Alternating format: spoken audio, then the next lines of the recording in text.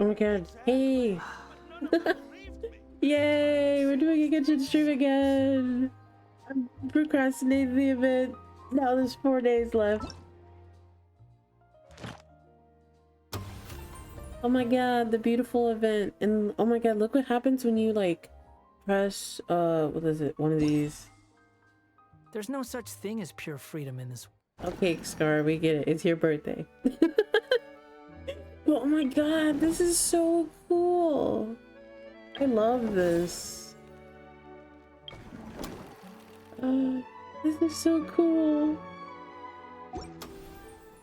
And then I think when my friend was playing this event, like one of the, I think there's like a fighting domain one.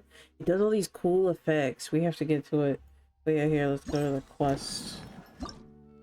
There's like multiple of these things, and I'm just like, oh, there's so many.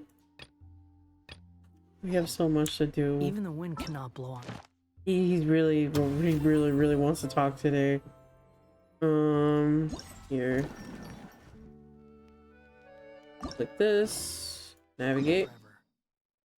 And unfortunately, I didn't get to like record the intro to the event, but it's just a man explaining about like why they celebrate the event necessarily.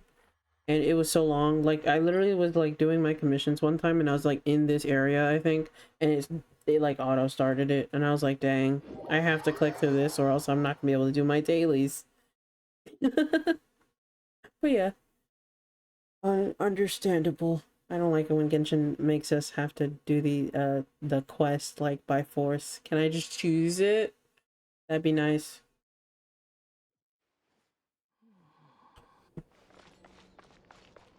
This way. And they like decorated this area too, because all this stuff wasn't here before. And the statue and all these cool things are here. Oh my god. There's a child. Hello. Great day, isn't it? Someone as famous as you, I bet people are always handing you their business cards. You know us? This kid's pretty sophisticated. Holding in another contempt merely on account of their lack of years is only a mistake only the ignorant would make. I suspect the two of you are not quite so shallow as that. I didn't intend to flatter myself, but my elder brother, and I are famous local film directors. Everyone calls me Mr. Petit Lumiere. Oh my lord. That name looks kind of familiar. Hello. Correct, I am quite keen on learning more about your adventuring experiences. In my industry, extraordinary stories are always in demand. As you appear not to be well acquainted with me, allow me to introduce myself. My elder brother and I have been working together to produce films for quite some time now, and have you already had quite a few blockbuster successes. Perhaps you've seen employees leaving the factory? Nope. Oh, that's okay. How about the arrival of the Aquabus? Haven't seen it either. I see. That is nothing too remarkable. The road to fame and stardom upon which we were two brothers tread is yet long. You will certainly make more popular films in the future. Film production, constructing, and planning narratives. The performances of the actors, the cooperation between the cameraman and the director, and the post-production processing, all are truly fascinating processes. And among all of these, I believe that the process of filming itself is the most technically demanding. What you choose to focus on while filming decides the information that will be conveyed to the audience, the atmosphere they will feel. Of course, the narration is very important, but you cannot expect a story to rely on narration alone. 4 shots. I've always believed that you only need 4 shots to construct the smallest divisible unit of a story. Within just these 4 shots, a genius can work miracles. Would the two of you like to try? Seize the opportunity to revel in glamour and charm of filmmaking. So what should we do? It's simple. I will provide you a few simple themes that have already been formulated into short scenes. The important thing is to try out different ways of handling both the narration and the camera, and combining them to film a few short scenes. Are the two of you interested? Our interest has been piqued. Marvelous!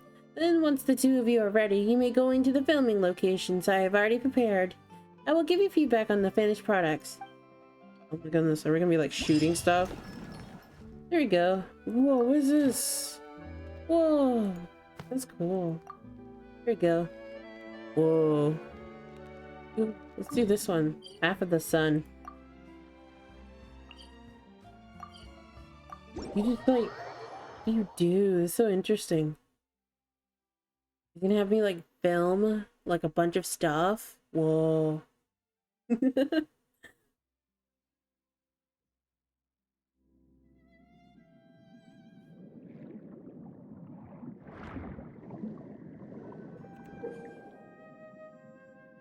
File them into a video. Camera positioning is key.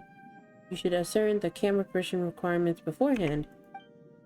Some shots come with narration requirements. Select the most suitable narration according to the story. Okay. Once the positioning and narration of all shots are selected, you can start filming and view the results. Your video will be rated accordingly to how closely it adheres to the director's requirements. Do your best to satisfy all the requirements and receive a higher rating and win rewards. Oh, cool. An actress played by Lynette is lost amidst the underwater seagrass and cannot find her way. When she looks up, the sunlight illuminates her face to the water surface, showing her the way forward. Oh, so we gotta go like up. Ooh. Oh, oh my god. This is so... Whoa. Show the environment the actress played on. Lost in... You like view each one? Wide angle. Wide shot. Whoa. Interesting. How would this go? Why does it have like a little thing? That's weird. Narration. Oh, you can even pick the things that she says. Can't be this far. Oh, there we go. And then the next one. Film how the actress looks as she swims through the seagrass. Ooh, this one. Or if you actually get to view it. Highlight the bewildered expression played by Lynette. Oh, this one. Sees the sunlight shining through the water. Ooh. This one. Where are the green... Oh, I for... There we go. Oh yeah, there we go. Narration. That's what the bubble means. Understandable. She feels about finding her way again. Forget it. Let's just go home. Okay, there you go. Whoa.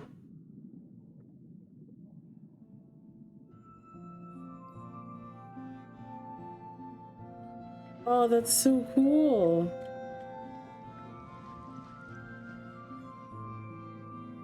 Wow.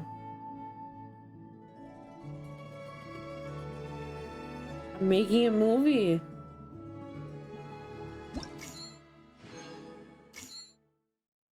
Whoa, why did I get 2 stars?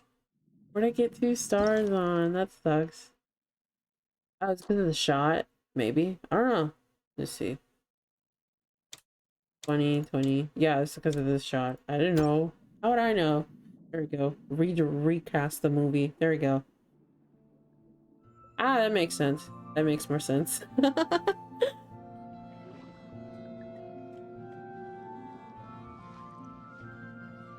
Whoa.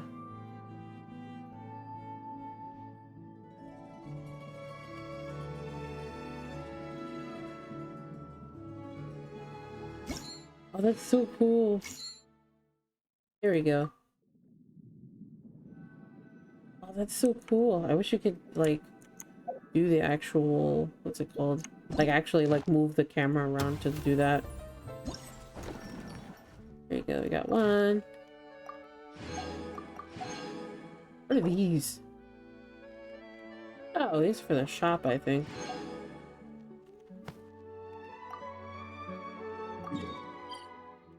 I'll better say that. Where? In the water. Near the one of the aqua buses.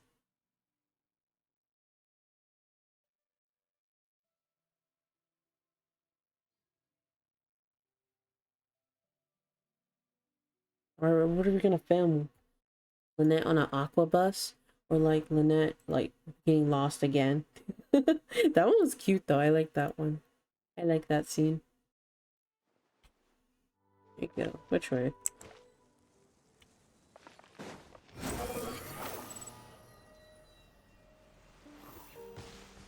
Oops.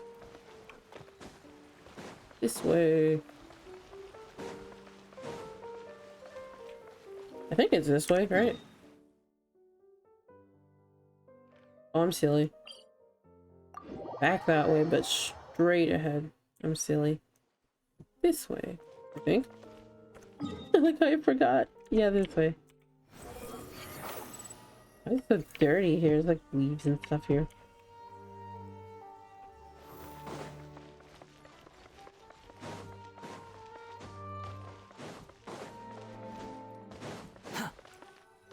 There you go. Under the sweltering sun, the protagonist, played by Navia, is waiting to meet her friend, played by Paimon. The latter cannot endure the merciless sun and appears listless and downcast before the protagonist's eyes. The protagonist takes out the umbrella and sunglasses she prepared, indicating to her friend to take shelter from the sun altogether. Oh, interesting. Camera position requirement. Highlight the oppressively sunny weather. Probably this. Camera position requirement. Film waiting and show the actress played expression. Oh, there we go. This. Film the scene of the two actresses meeting. Or capture the camera and their surroundings, or see the surrounding scenery too well. There's also, if we can like tell. I can't really tell. I can't tell with these two, but you can see both of them in that shot, so that must be a good one. And then show the expression of the actress played by Paimon as she withers in the sun. Like this. And then film the actress as she holds the umbrella and glasses. Maybe this. And then go... stand under my umbrella. Oh yeah, show the generosity. Yeah, her umbrella. Let's see. I think there's another one. Yeah, there is. Show the friends played by listless expression. There we go. Shoot. We're just making movies. Ooh.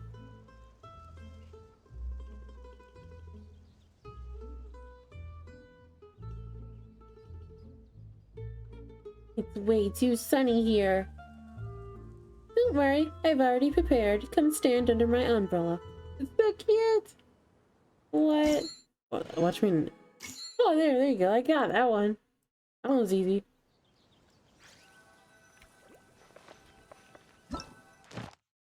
And then there's a few co-op events too.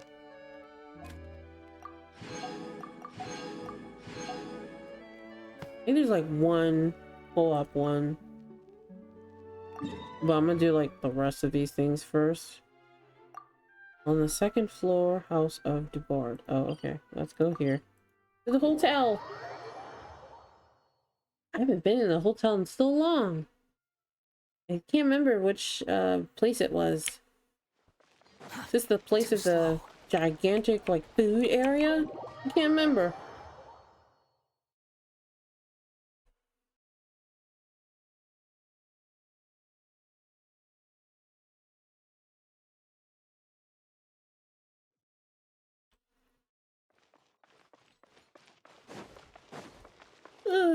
Oh my god. I'm sorry I yawned. Quit following me. Quit following me. He's so silly. There you go. A fireworks merchant arriving in Fontaine, played by Yoimiya, and her client, played by Rikit, have arranged to meet at the Hotel de Bard to discuss a sale. After carefully checking the samples, the client acknowledges the quality of the fireworks and a deal is struck. Ooh. Let's see. Film the customer sizing up the samples on the table. Like this, maybe? Film the customer, played by Rakit, bantering with the mysterious merchant. I don't know if you can see her from this angle.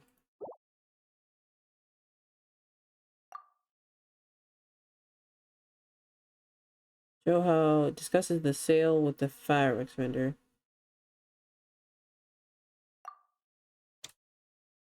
Reveal the identity of the mysterious merchant. Oh, okay. And show off their demeanor. This. The seller, played by Yoimiya, displays the branded products to the customer. Maybe this.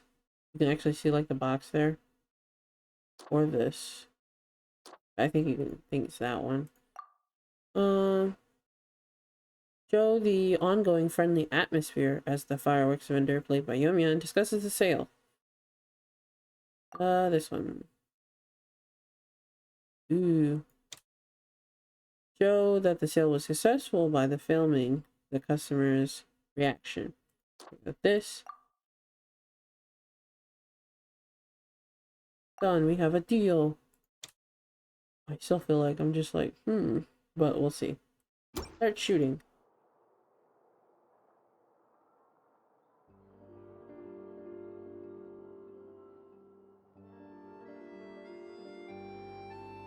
Oh wow, it's like seamless.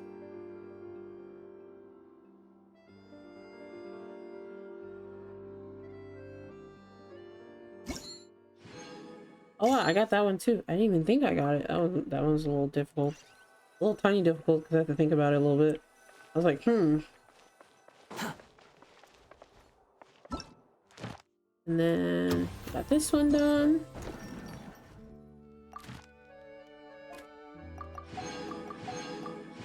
Oh my goodness, I didn't even know they gave us these bottle things in here.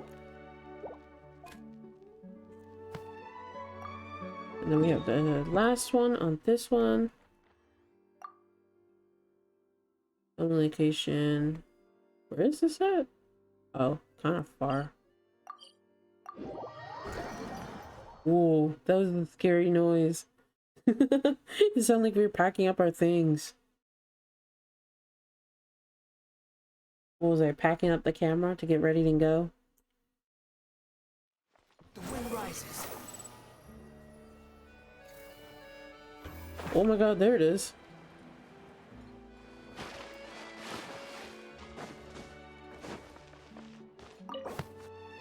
At the corner of a lane in the court of Fontaine, an actress, played by Charlotte, has set up a camera and is adjusting to find the perfect angle to capture photos that show off the gorgeous scenery of the city at a glance. After mentally comparing a few different angles, she makes her decision. Ooh. Present the environment and characters who will perform. Do this. Highlight the actress' demeanor as she ponders. Maybe this or this? I don't know. Maybe this. Explain the reason why the actress has set up a camera in the lane corner. Oh my god, I've heard. What's the script? Oh, at different angles.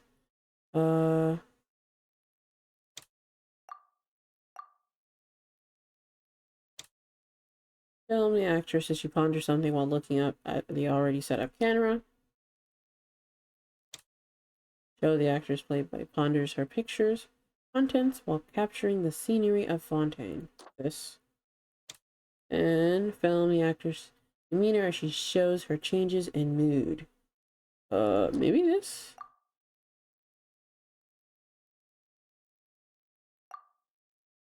Pass along the thoughts of the actress in choosing the angle's picture.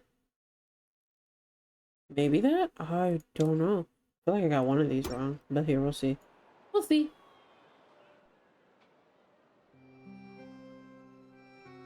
You're so cool that they made these for me to use.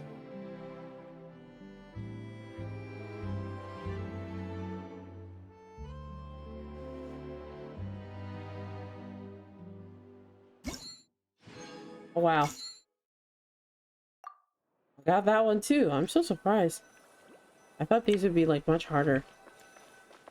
Some of them are just like, you have to like think about it for a little bit. And then I wasn't even sure if I got it all right, but I did. Cool. I wonder where the story tab is, because I actually want to get to the story the most. Oh, cool. Yoink. We got the sword. I heard that Dea can use this sword, this sword here.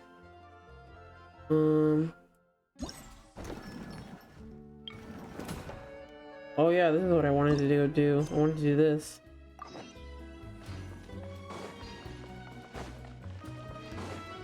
Quit following me. Behold.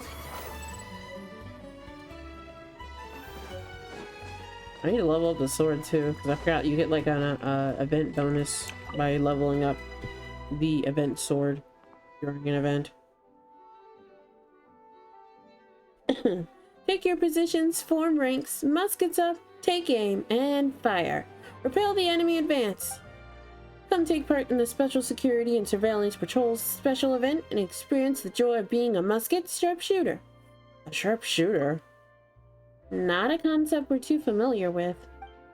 Looking at the style of this guard setup, Paimon can't help but wonder what the event she mentioned could possibly have to do with the Fontaine Film Festival.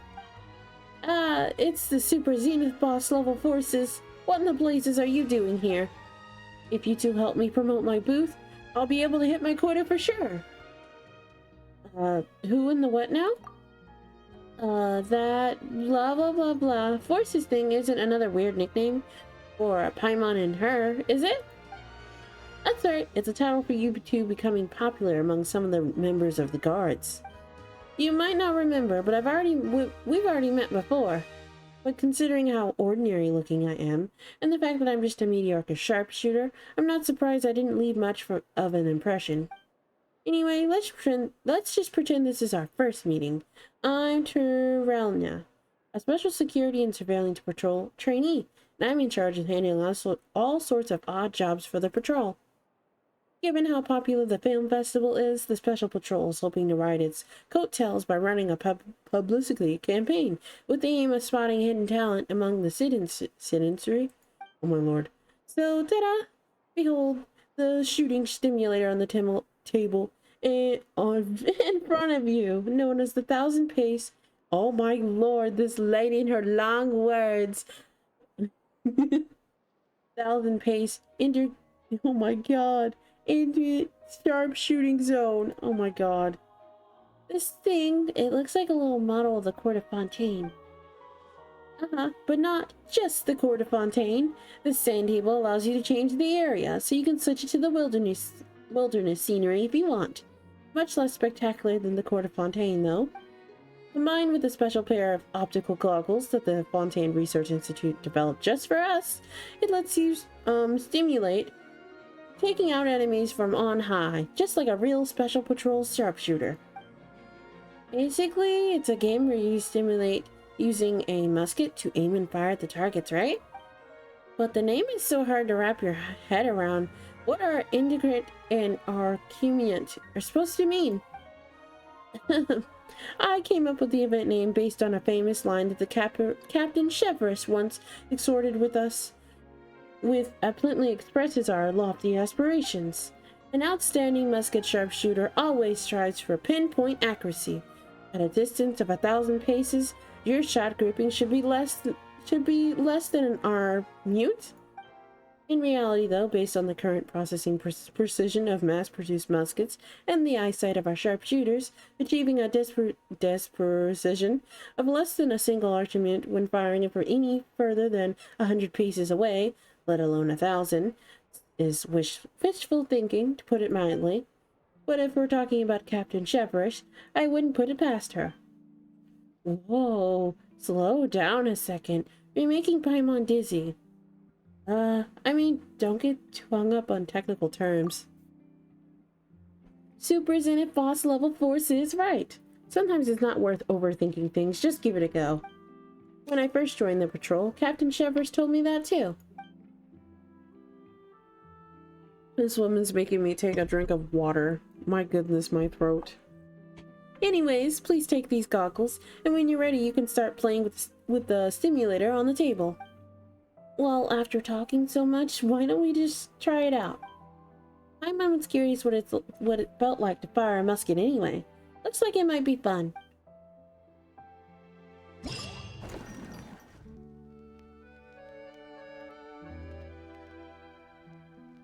Alright, there we go. Go to challenge. I bet there's a couple. Is that like a table? Or is like... I think it's table. I think you just ask her. Alright, there we go.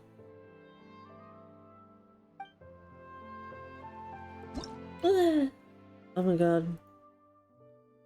Defeat all opponents at least have 10 or 20. Oh, okay. You just like... Is it like a real FPS shooting game? Like, what is this right now? This is new for Genshin.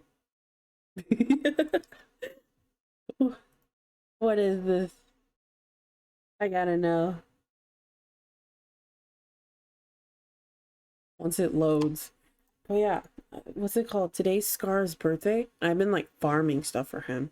And oh my god, I need so many books of praxis. Because yeah, I can technically farm that today. And hand guards. It's terrible. But here, let me take a drink of water first.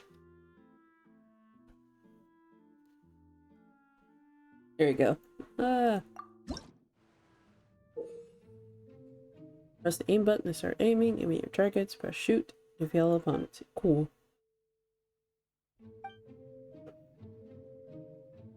Whoa, you can adjust the sensitivity? What? Oh my god. And they have you think about this. What? Oh my god. I don't think there's any barrels or anything like shoot, so I guess I just kind of shoot them, huh? Oh my god.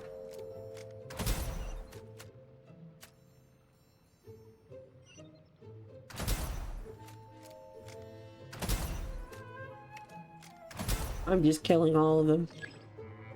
I feel so sorry for these killy trolls right now.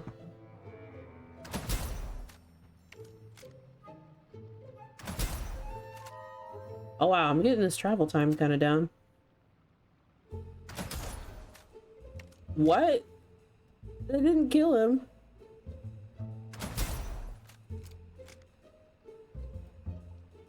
Oh. Funny. Did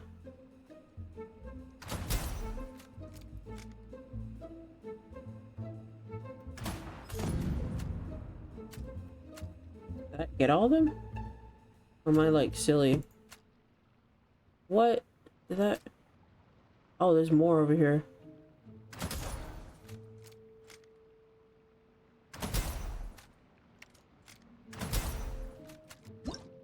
There you go.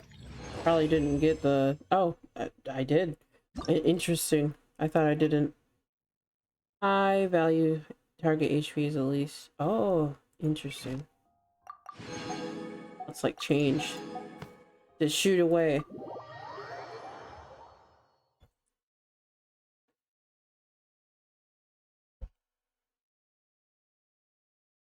Oh my goodness. That lady was talking so much that my throat hurts. May appear in certain scenarios. Oh my god, the music changed. Okay, let's go.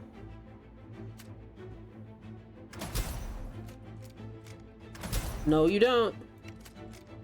Whoa.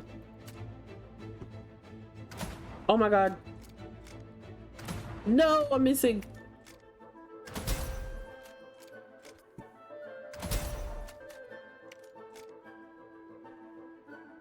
Okay, we're just watching, we're looking.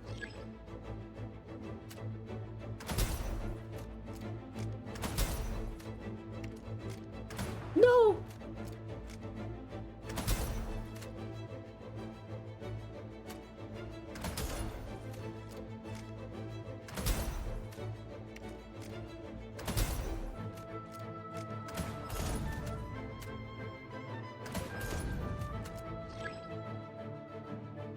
Oh, it's gonna go down this route.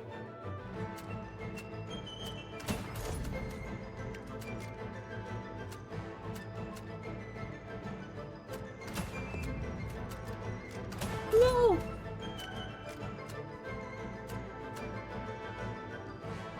Oh my god, this is so... This is crazy.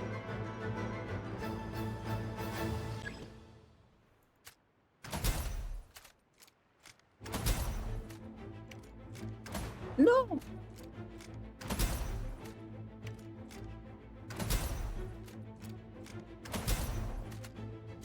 Oh my god.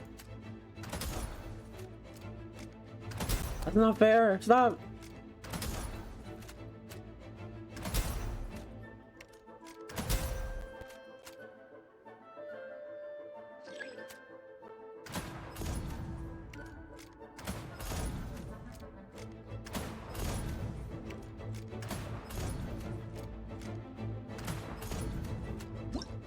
Wow. That's pretty fun. I can get used to that. Ooh, and then there's another one of these limited shots. Ooh, this is fun. Why did I not do this sooner? This is fun.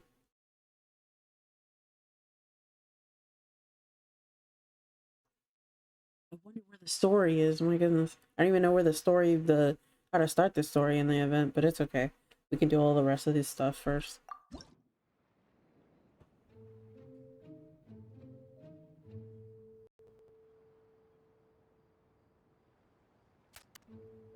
I said observe my surroundings.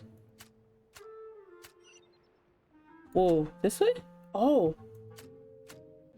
Interesting.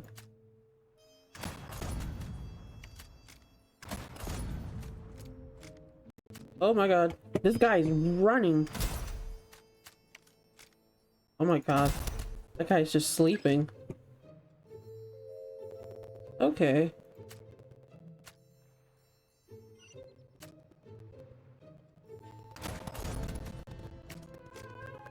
Oh, okay. I have to shoot at this thing to shoot at them. Interesting. Here, let's see. Oh my god. No!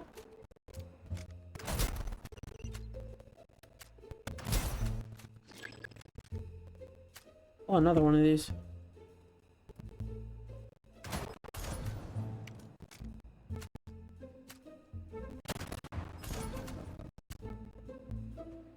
Wait for this to go back around.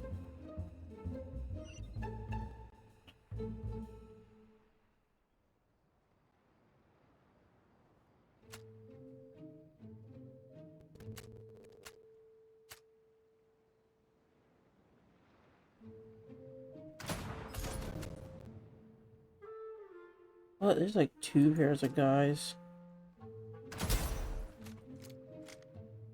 Oh my god, I'm not good at travel time.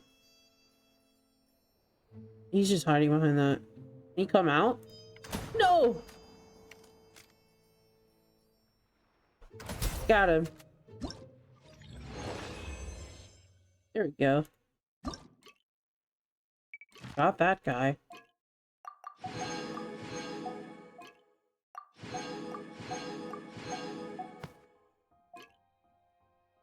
Oh, another one. Cool. Oh my god, I saw a big robot.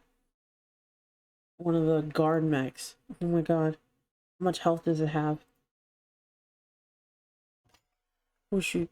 I did not mean to almost knock over my water.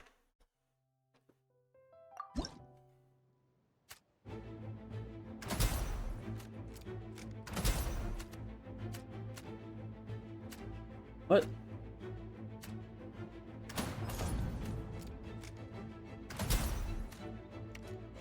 Stop! Oh my god.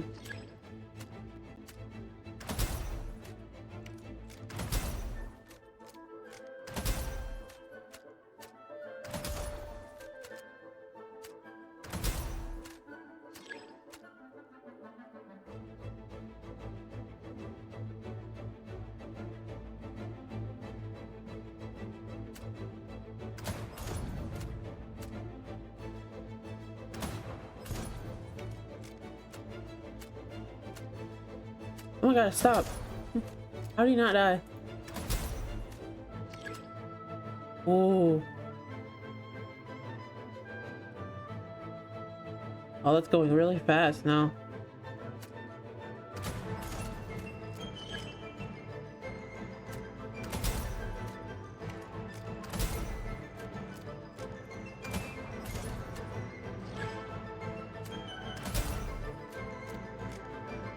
Oh my god. No!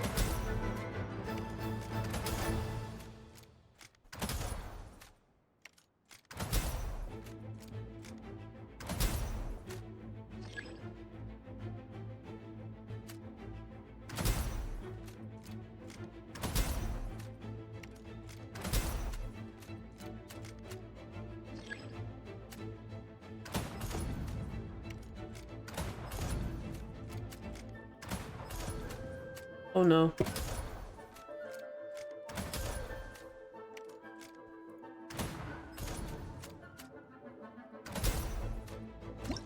Wow. Okay. That was, oh my goodness. That was fun. I think it's the last. I think it's the last stage.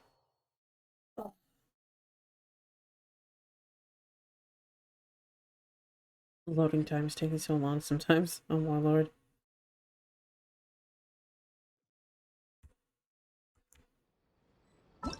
There you go. Look, more theater tickets.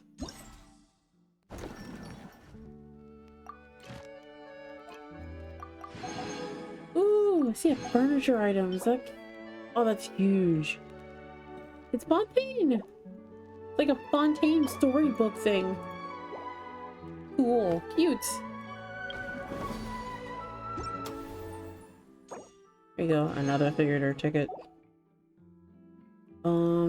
It's also an event shop. Oh. Oh my lord. I have like none of these. Yeah, I have like none of these. Oh my goodness. I bet you the sword needs these.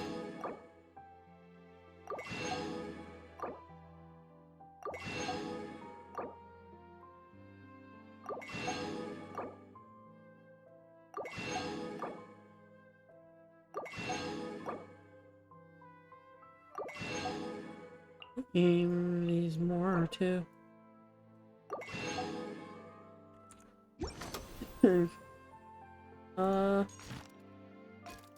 Oh yeah, there you go. I think I looked at this earlier and I was like, what is this?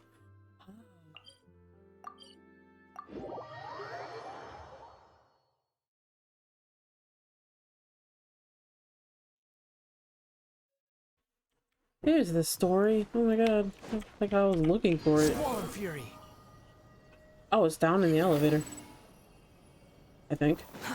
Too slow. A little lift. Did I just jump down? No. Like closed off.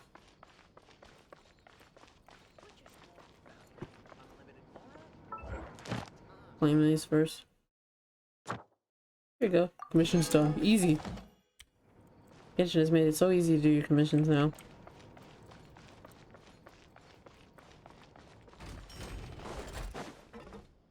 Probably the first floor. Oh, the Clementine line. Clementine line. I think I picked the wrong one. I can't remember. Yeah, it is. I did pick the wrong one. Oh no. Whoops.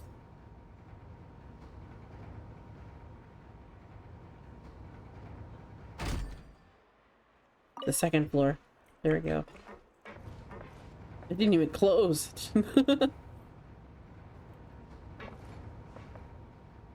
It's so cool how this elevator thing works. It's so cool. I like how it moves. Whoa, who are you?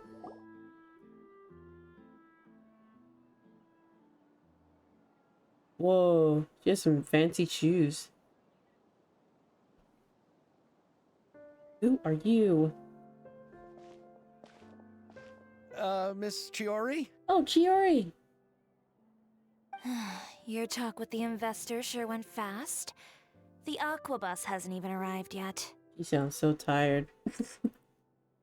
Oh? And who are they? Allow me to introduce you. This is the Traveler and Paimon. Pleased to meet you. Likewise! We've heard the owner of Chioriya Boutique is a skilled seamstress, so it's a real pleasure to finally meet you in person. Oh yeah, you make Kirara's outfit. Thank you. I just wanted to make sure she wouldn't always look like a cat that had been unceremoniously dropped in a bucket of paint. So tell me, what happened? I can tell the conversation didn't go quite as expected. Ah, well, it's like this.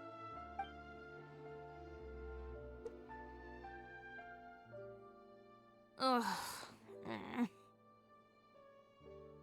I know, Chiori, you don't have to say it. You did remind me that this investor was a little bit sketchy. Oh. Yes, there's no doubt about that. But how could I pass it up? He offered me twice as much as the others. And therein lies the problem. Yes, but just put yourself in my shoes. After obtaining such an excellent script, it's only natural that I would want to make the most of the film. The budgets that the others had proposed were nowhere near enough. It's difficult to find someone willing to front such a large amount of mora, so... Don't be sad, Xavier. We might be able to help scrounge up some more together for you. Oh, thank you, Paimon. That means a lot to me. But the cost of the film is staggering. I'm afraid that any mora we can scrounge together in a short amount of time won't even be able to cover the actors' fees. Oh no. We need to move on. What's happened has already happened, and there's no changing it. But now's not the time to give up.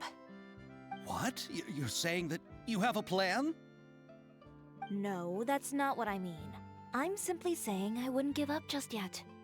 The actors I recommended aren't just after Mora after all.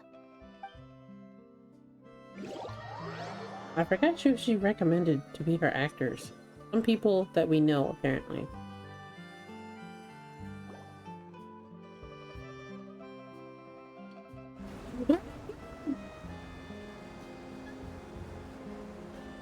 Look at them! Really? Then where do you live? We Malazines live in Mercy Village. The only way to enter is from underwater. Underwater? Oh my god. Oh, you must be pretty tired after work every day, right? I mean, you have to swim all that way just to go home. We are so thoughtful. But some Malazines choose to live in the Court of Fontaine because it's so much more convenient.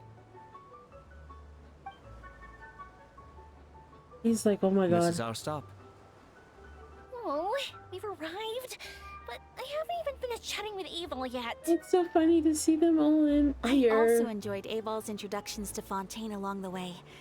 Everything you described was so clear and detailed that we can't help but want to hear more. Thank you so much.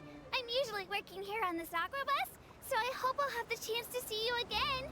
There are still many more places I'd like to introduce to you. Hello? Hello, hello. Are these your actors? Welcome to the Court of Fontaine.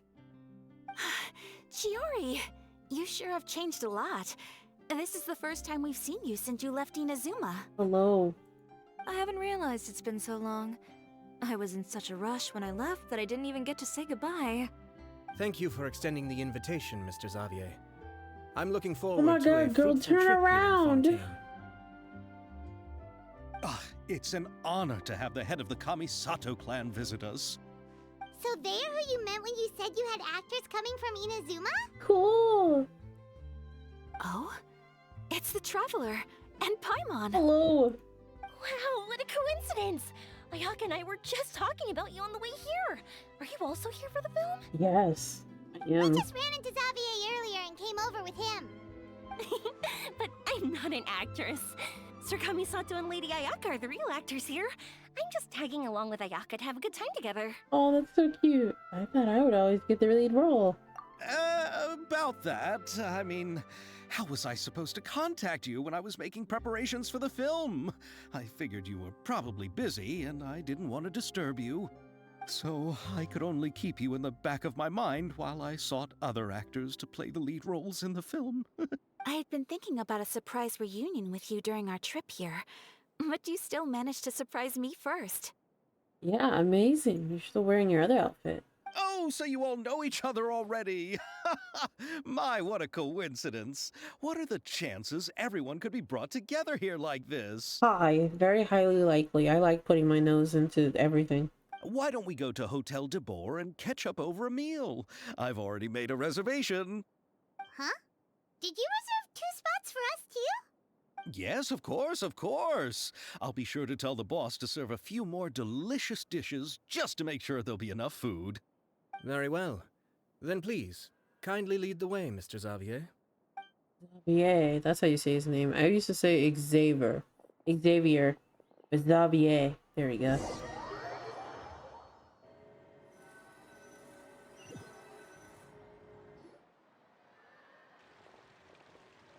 It's so funny to see him here. The buildings in Fontaine are so tall. Just look at how big they are. And there's the fountain that Aval mentioned earlier. It really is a magnificent sight. And look at that huge spinning sphere. Where does it get its power? Wait a sec. Could it be one of those clockwork mecha we've heard so much about? She's having too much fun.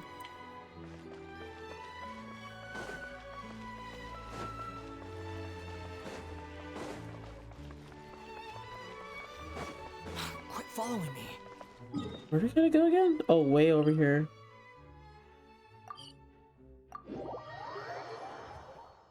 And there's like some what's it called? Some secrets around. I see so many people around here. But we have to do it after we're done doing the quest. Characters actually be around in Fontaine, just standing there talking to other characters that are around.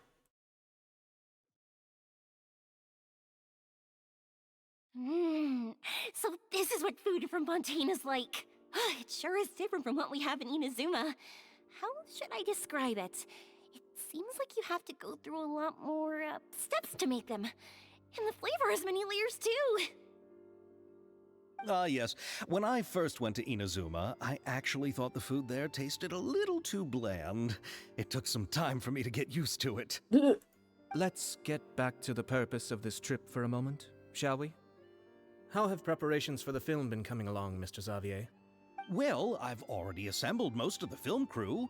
A lighting specialist, a prop manager, and a costume designer. I've also bought the copyrights from the novel's author. Oh, it's called The Two Musketeers, right? I read the script you sent me on the way here. The story is pretty good. Originally, I was planning to start filming as soon as Sir Kamisato and Lady Ayaka arrived in Fontaine, but I'm afraid I've run into a bit of a problem. Oh? What is it? It has to do with the film's investor, Mr. Morris. He suddenly informed me this morning that he's encountered some financial trouble and will be unable to release to me the amount of funding agreed upon. Oh. It's said that Fontaine's legal system is well developed. If he has violated the contract, then can't you simply take him to court over the matter? Well, I'm still more concerned about filming. Even if I were to take him to court, I'm afraid it would take months before the case could even be heard. Then, is there a way we could raise funds ourselves to solve the problem? Whoa. I've considered that option too, but unfortunately, it's difficult to gather such a large amount of mora on such short notice. Besides, we have to consider the film festival's submission deadline. Mr. Xavier, if Ayaka and I were willing to perform for free, would that resolve the problem you are currently facing? What? No, out of the question. To have you come all this way just to act for free? Oh, no, that won't do. There's no need to worry, Mr. Xavier. My brother and I had actually intended to work for free after receiving your invitation. Inazuma has only recently reopened its borders, and needs to strengthen its relations and cultural ties with other nations. We didn't have many collaboration projects with Fontaine in the past, so we hoped this trip would serve as a good start for the future. Indeed. You could say that's the real reason why the Yashiro Commission agreed to come to Fontaine. I understand, but having you two act for free just doesn't seem right. Not at all. While we're officially here to conduct a cultural survey of sorts, we must express our sincerity if we want to establish formal cultural ties with your nation. This film will serve as proof of friendly cooperation and cultural exchange between Inazuma and Fontaine. It's my hope that the film can be finished and released as smoothly as possible. If you still don't feel comfortable with this arrangement, I would also be more than happy to be introduced to some other renowned individuals in Fontaine's literary and artistic circles. All right, I'll do as you say. Thank you so much. I'll make sure to cobble together enough mora now, even if it means selling my house, my camera, and every single family heirloom. What? Why would you do that? Come on now, no need to go that far. I'll also help you out as a brand sponsor. Me too. Even though I didn't bring much more to spend on this trip, it's still better than nothing. You are too kind, all of you. I really don't know how to... Ew. All right, enough about that. Now that we have Xavier's savings, my support, and 2 leads who are willing to act for free, I think we will be able to make this happen. So, instead of Mora, you'll help with filming and production. Cool. Oh, but how can we help with that? We don't know much about making a film. All right, pull yourself together, Xavier. Tell us if there are still any open positions left among the crew. All right. Let me think.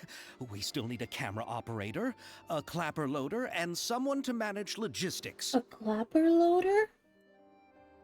I originally wanted to personally serve as director, but I've been too busy working as the producer. So the positions of director and director's assistant will also need to be filled. Paimon knows what the director and the logistics support person do, but what's a clapper loader?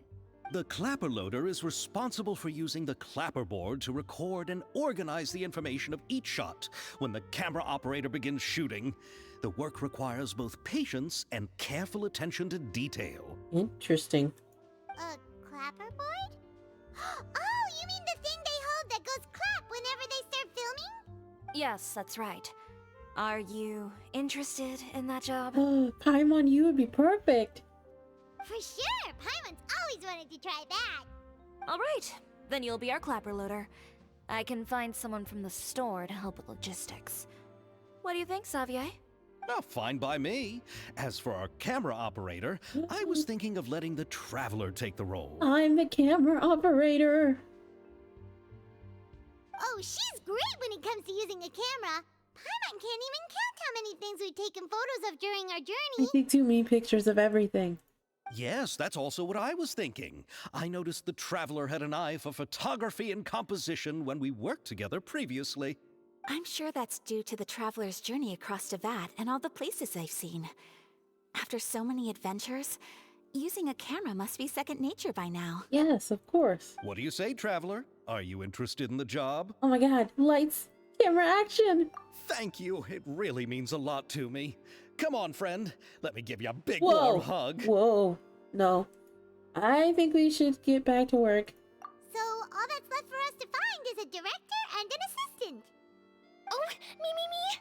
I want to be the director's assistant. All we need to do is help the director, right? I can handle that. All right, then all we need is a director. Oh, all the well-known directors in Fontaine are probably also busy working on their own films these days. I'm not sure who will have time to help. Oh, Farina helped out a theater troupe recently by serving as an artistic consultant. She could be a good director, right? Oh lord. Besides, it's not like she has anything else to do right now. Paimon, you can't say that. She has a lot of things to do. Like, you know, living a life. Farina? He's like, huh? Do you really think Lady Farina would be willing to help us with our humble project? He's hyperventilating. Isn't that the name of Fontaine's Hydro Archon? My brother has already informed me about what happened here in Fontaine. Yep, that's her. She helped out a theater troupe not too long ago, and now she's taking up work as a director. Well, I saw that musical. Her performance was perfect. Wow. And the storyboards were also excellent. Don't let her former identity intimidate you. She's the best candidate we can think of right now. You'll never know until you give her a shot. Fine. You're right, Shiori. I'll do anything for the sake of my film. Anything! Then I'll have to ask the Traveler and Paimon to show me the way to Lady Farina's residence. I just hope she'll agree to help. Do you need us to also come along? Oh my god. No, there's no need to trouble you with this. Besides, you've just arrived in Fontaine, and I'm sure there are many places you would like to visit. Just leave this task to me. It's part of my duties as the producer. Very well. Then we'll be waiting to hear the good news. I'll go with you. By the way, you might want to consider bringing a gift. Oh yeah. And don't worry, we won't simply drop you off at Farina's place. We know Farina pretty well by now, so having some familiar faces there should help your chances. Besides, the whole thing was our idea in the first place. All right, then I'll start making preparations. As for the gift... A gift for someone who was once seen as the Hydro Archon. I wonder what she would like. I recall that Lady Farina once fancied a clockwork ring, so perhaps I should get another exquisite clockwork contraption for her. Interesting. Huh? Can't we just bring some desserts, like the Fontinalia mousse? But wouldn't that be a little too cheap? She does like desserts, though. Isn't the Fontinalia festival happening right now? I heard Abel tell us on the Aquabus that Farina introduced the tradition of going door to door and asking for sweets. To do something like that, she must have a real sweet tooth. I agree with Yoimiya. If the gift is too fancy, it might actually make her feel more uncomfortable. Alright then, let's go buy some Fontinalia mousse. Whoa, cool transition. But will that really be enough? We'll be asking her to do a lot of work, you know. You're right. We need to further sweeten the deal. Chihori's so funny. Huh? You want something even sweeter than Fontinalia mousse? Yes, we'll need a gift that's sweeter than any dessert in the world. But what could that be? Your words of praise. Oh, I mean, you are right.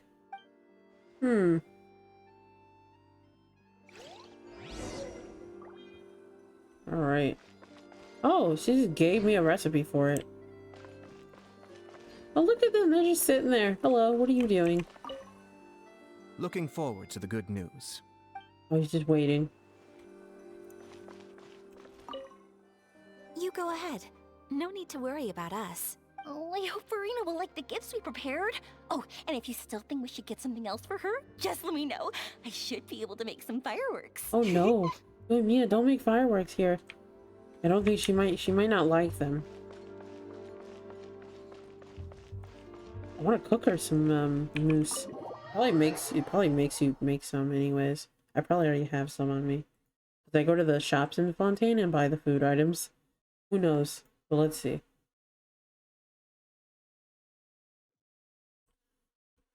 Let us see. The wind rises.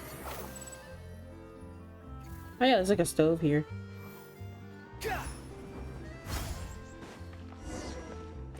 No, I don't want to do that.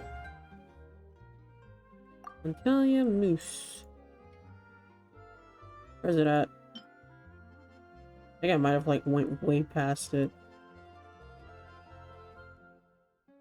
Might be a blue dessert, who knows? I also have like some ingredients to claim too. Claim all. Wow, amazing.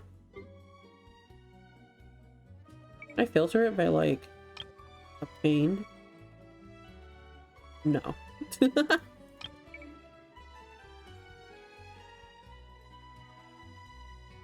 Let's see. Here it is. Cool.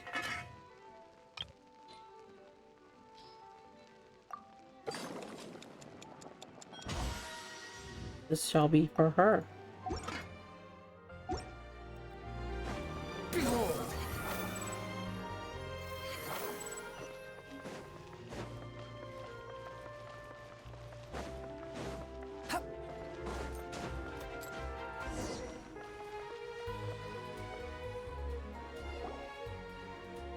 We're here! This is where Farina lives.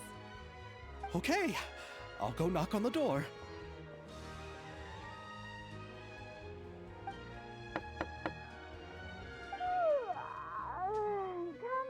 Coming. Seriously, who's knocking before afternoon tea. Who are you? Face. Lady Farina, please allow me to introduce myself. I am Xavier, a film director. Hello. Oh, is that the traveler in Paimon I see behind you? And who's this? I'm Chiori. Ah, the one from Chioria Boutique. Hello, hello. So, what are you all doing here? Do you need something? Did you just get up, Farina? It's already past noon, you know. Try to be nice, remember? Huh? Oh, Paimon means the weather is so nice in the afternoon and the sun is so warm. Just like how you make us feel. Sleeping in late is a really smart idea. No. I was just up late last night reading some novels. What does sleeping in have to do with the weather? This is a small gift we've prepared for you, Lady Farina. We hope you like it. No need to be so formal. I'm just a regular person like everyone else now. Oh, is this Fontinalia mousse? It's one of my favorites. Oh my god. We gave her sweets. That's great! So, actually, there's something we need your help with. Given your renowned passion and understanding of drama, I would like to ask that you serve as the director of our film crew. Oh, but didn't you just say that you're a director? Yes, but for this particular project, I'm mainly working as a producer. Besides, I'm sure that your understanding of the performing arts far surpasses my own, Lady Farina. You're putting on the honey words. Are the Traveler and Paimon also part of the film crew? Yep, we sure are. Paimon's the clapper loader and she's the camera operator. Camera operator? That can be a pretty technical job, and it directly affects the final quality of the film. Are you really up to it? I can show you if you like. No, I'm not questioning your abilities. It's just that I've never really seen you use a camera before. Maybe you can come up with a test for the Traveler and see for yourself. If she can satisfy you with her camera skills, then you'd have nothing to worry about and can join the team. What do you say? You sure are getting better at rolling with the situation, Paimon. Oh, I do wish to see how skilled the Traveler really is with a camera. Alright, how about this? We'll work with what we have. I'll give you some scenarios and see if your work is up to my standards. Sure, no problem. Very good. It's essential for the camera operator to understand the director's vision. I'll make my decision after seeing your work. Are you ready? I have high standards, you know. Yep, I'm ready. Okay, grab the camera and I'll give you a scenario. Stella is the boss of a Bmute workshop and has always been proud of her forging machine, as it can not only precisely control the strength of the temperature, but it also takes no effort from the blacksmith. Let us film a promotional video for her workshop. Remember to emphasize the superiority of her forging machine. Ooh. Another one of these. The narration requirements. Select the most suitable narration according to the story. Okay, yeah. We literally already did this like earlier. You need a scene that shows off the Bmute workshop. So we got this. The narration. I think it's like automatically select. Shows off the forging machine at work. You need a scene that shows off the atmosphere as she works relaxedly. This. You see that shows off the weapons arranged in boxes per boost by them. Probably this. Brandon really just handed this out. You need to show off the scene that shows off the workshop. It's like a whole ad. There we go. Let's see. Whoa.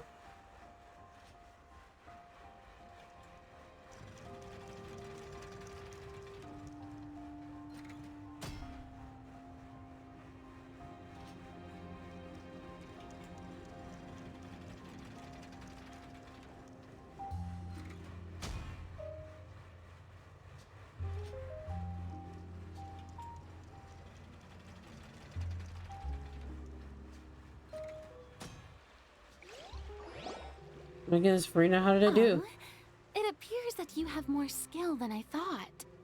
All the shots had a great composition, and I could really feel a connection to the characters and their lines. So, what's the verdict? Yeah! Does that mean you agree to be our director, Farina? Did you think I would agree just like that? After our performance of the Little Oceanid, I've begun to make a name for myself again, you know. In fact, I've already had several troops approach me for the Fontanalia Film Festival. Unfortunately, the scripts were all pretty boring and didn't pique my interest. If others were to find out I agreed to work with you so easily, then, well... Hey, but didn't we have a deal? What else do we need to do to convince you, Farina? Well, what about the pay? Huh? You know, how much you're willing to pay me to be the director? The pay is also an important factor for me to consider, you know. Uh-oh. Well, I can offer you this much? What? That's all? If Nervylat were to hear of this, he could charge you with underpaying your labor. I'm sorry, but our crew is in a tight financial spot at the moment. I see. Well, even though it's highly unlikely now that I'll join your crew, there's still something I'd like to ask. Exactly what film are you planning to make? Oh, our script is an adaptation of The Two Musketeers. Huh? Wait, you mean the suspense thriller novel that was a #1 bestseller? Oh my god. Oh, so Farina's read it too. Of course I read it. I've always had a keen interest in artistic works that strike a chord with the populace. I see. It all makes sense now. You must have used most of the budget to pay for the copyright. Not really. The novel's author transferred the copyright to me practically for free once he heard that I wanted to make a film adaptation of the story. The lack of budget is due to another issue. He probably just wants to get his name out there. So, Mora isn't the most important thing to him right now. It reminds me of a delivery courier who wears one of my designs while traveling all across Teyvat. I didn't charge her much for the outfit either. The exposure she provides for my brand is well worth it. So, are you a big fan of this story, Farina? Well, it's alright. The pacing of the story is good, but the character relationships could use some work. When I was reading it before, I always felt like some things were left on a rather unsatisfactory note. I have high standards, you know. Ahem, Mr. Xavier, if, hypothetically speaking, I agree to be the director, how much freedom would I have in terms of script revisions and creative interpretation? Oh, as much freedom as you would need. I wouldn't dare doubt the tastes of Fontaine's greatest star. Good. Then I'm free to alter the script as I see fit. Absolutely, no problem. Counting on you, Director Farina. All right.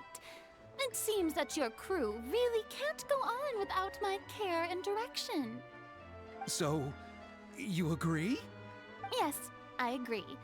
Although the pay is well below what someone of my caliber deserves. A great script calls for a great director. I mustn't let a perfectly good story be ruined due to lack of funds. If you have fine cheese and bread, you wouldn't just let it sit on the counter and get moldy just because you lack an oven, right? Aw, thank you, Farina. Oh, Hydro Archon above! I'm not dreaming, am I? Somebody pinch me. There's no more Hydro Archon, you know. And it's still a little early to celebrate. There's a lot that goes into shooting a film. Although the trickiest tasks of finalizing the script and casting the actors have already been taken care of, we'll still need to reserve filming locations. Not to say set up lighting and props. And by the way, since we'll be filming The Two Musketeers, we'll need to find an action choreographer. Ideally, a professional who has actual experience with muskets. Ooh. Yes, I've thought about this as well. I was hoping that you might know someone who could handle the job. Me? If this was before, I could have simply asked Florand.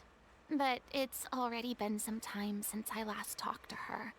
Navia can also use firearms, but unfortunately, her style is quite different from that of the characters in the story.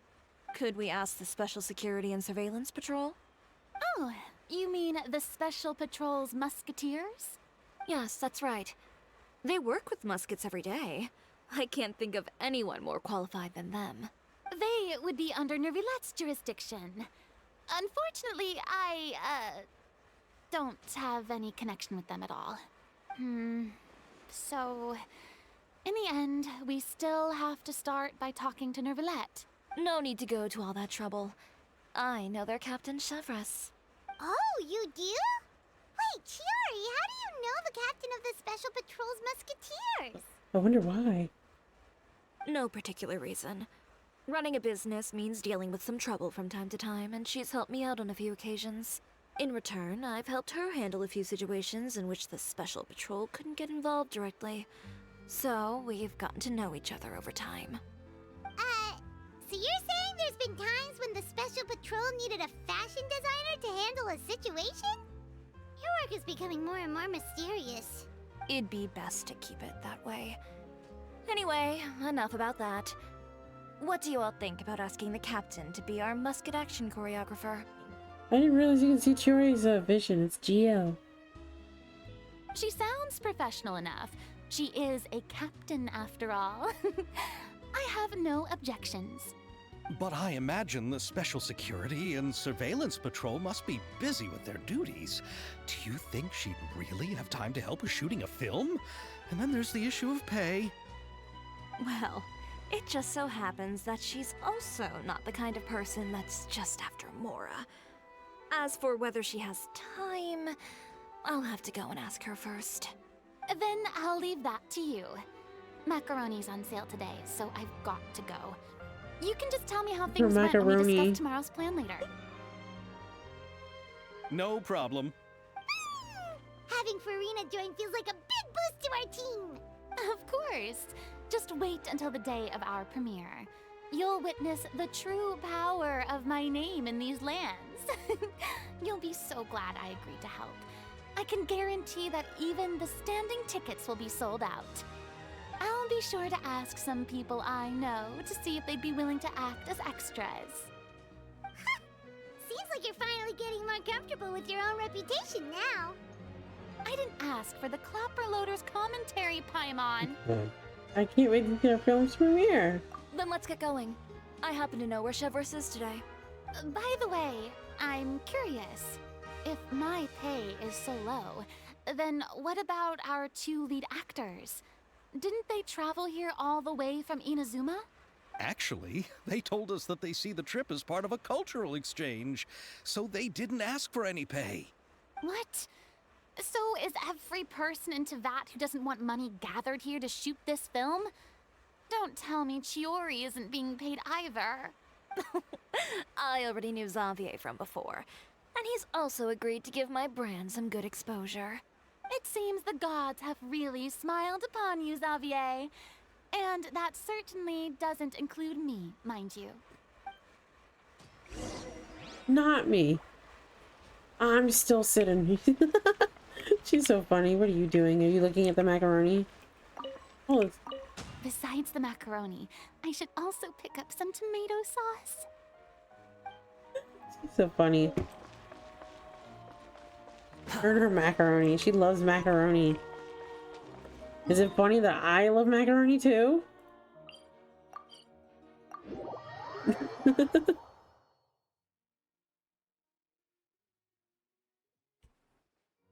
Alright. This way. Also, I don't know if the quest is still going. Let me see. Yeah, the quest is still going. The first quest. Okay. Here, let me just put it right here and then I'll be right back. Because I'm like hungry. All right, This is the place. Here, hold up.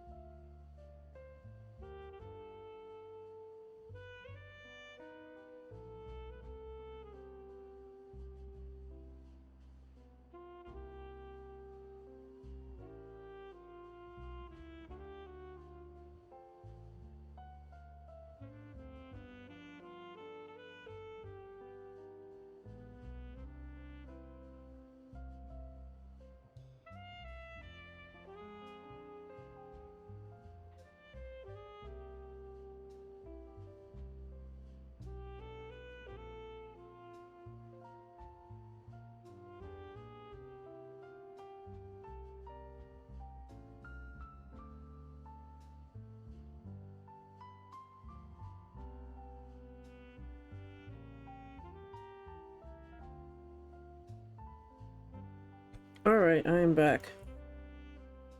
Me put the text away. Put yourself away. There we go. But where's the captain? There's hardly anyone around here. She's over there. The one with an eye patch reading in front of the newsstand. Oh, her! Paimon could tell there was something different about her. She seems kinda intimidating. Please wait here for a moment. I'll go fetch her.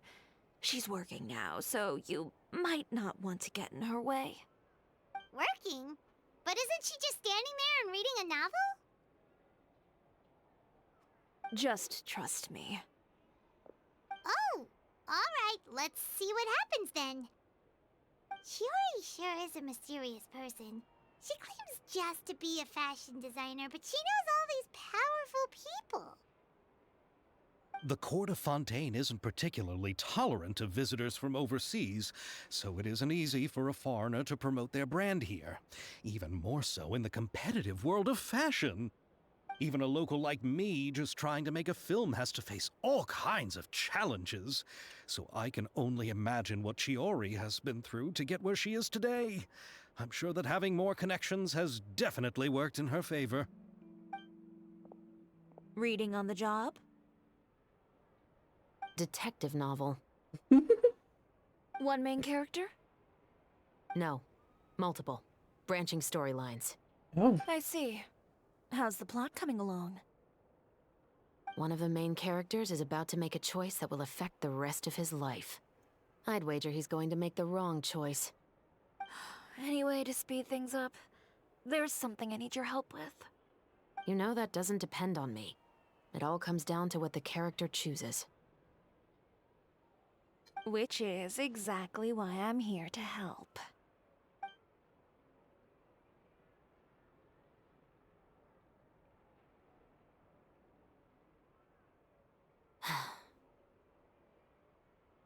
All right. It appears he made the wrong choice in the end. Halt! Whoa. Huh? What's going on? Hand over whatever you're holding. Oh. Oh, it's just a book. I didn't buy anything else. Then I'm sure you wouldn't mind letting me have a look. Excuse me, officer. I don't mind you standing around here, not purchasing anything, but I'd prefer if you didn't disturb my customers. It's bad for business, you know? Don't give me that act. You won't be able to get off so easily either. Oh my god. I am Chevreuse, captain of Fontaine's Special Security and Surveillance Patrol. I will say this one last time. Hand over whatever you're holding at once. And before you do anything unwise, let me remind you that I'll have you on the ground before you can even think about making a run for it. All right. I'll give it to you. But please let me say something first. If there's any contraband in that book, then the shopkeeper here is the one who slipped it in. I don't have anything to do with this. Oh my god. Why, you trying to leave me on the hook, huh? You were the one who said you wanted it. Oh. Save it for the interrogation room. Take them away, Letelier. Whoa. She's cool and funny. What's going on here? One second you're reading a book and the next you're escorting people away. And who are... Oh! Aren't you the traveler who's been all over the papers recently? Chiori, I'm assuming what you wanted to ask me about has to do with them, right? Maybe I can let you in on what's happening then. Now that Vacher has been brought to justice, no new shipments of synth will be made and distributed to sellers. Oh. The Fontaine guards have been busy collecting the remaining synths still circulating on the market. Amazing. Thanks to a tip from our reliable source here, this should be the very last batch. Oh, so you were pretending to read a book in order to catch the bad guys. Oh, Paimon almost forgot to introduce ourselves. Paimon is Paimon, and this is the Traveler and Xavier. Hey, I'm Chevreuse. You probably already heard me introduce myself, so I won't bother repeating it. Oh wow. Her voice changes to like serious. To like, hey. Why didn't you just arrest him immediately? Yeah, why didn't you make a move as soon as you had the chance? Were you worried that my intel wasn't accurate? No, I wanted to see if the shopkeeper would turn himself in first.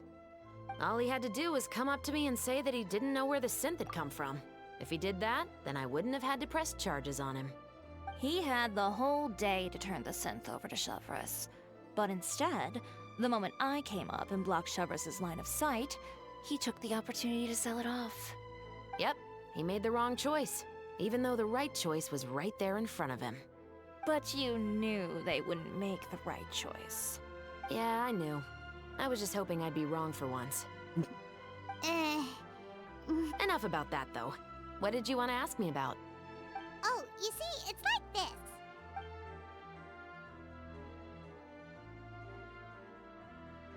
The Two Musketeers. You certainly have a good eye for a story. So what do you need me to do? Just be the action choreographer for the actors? Yes, that's right. I want to make sure we get all the details right.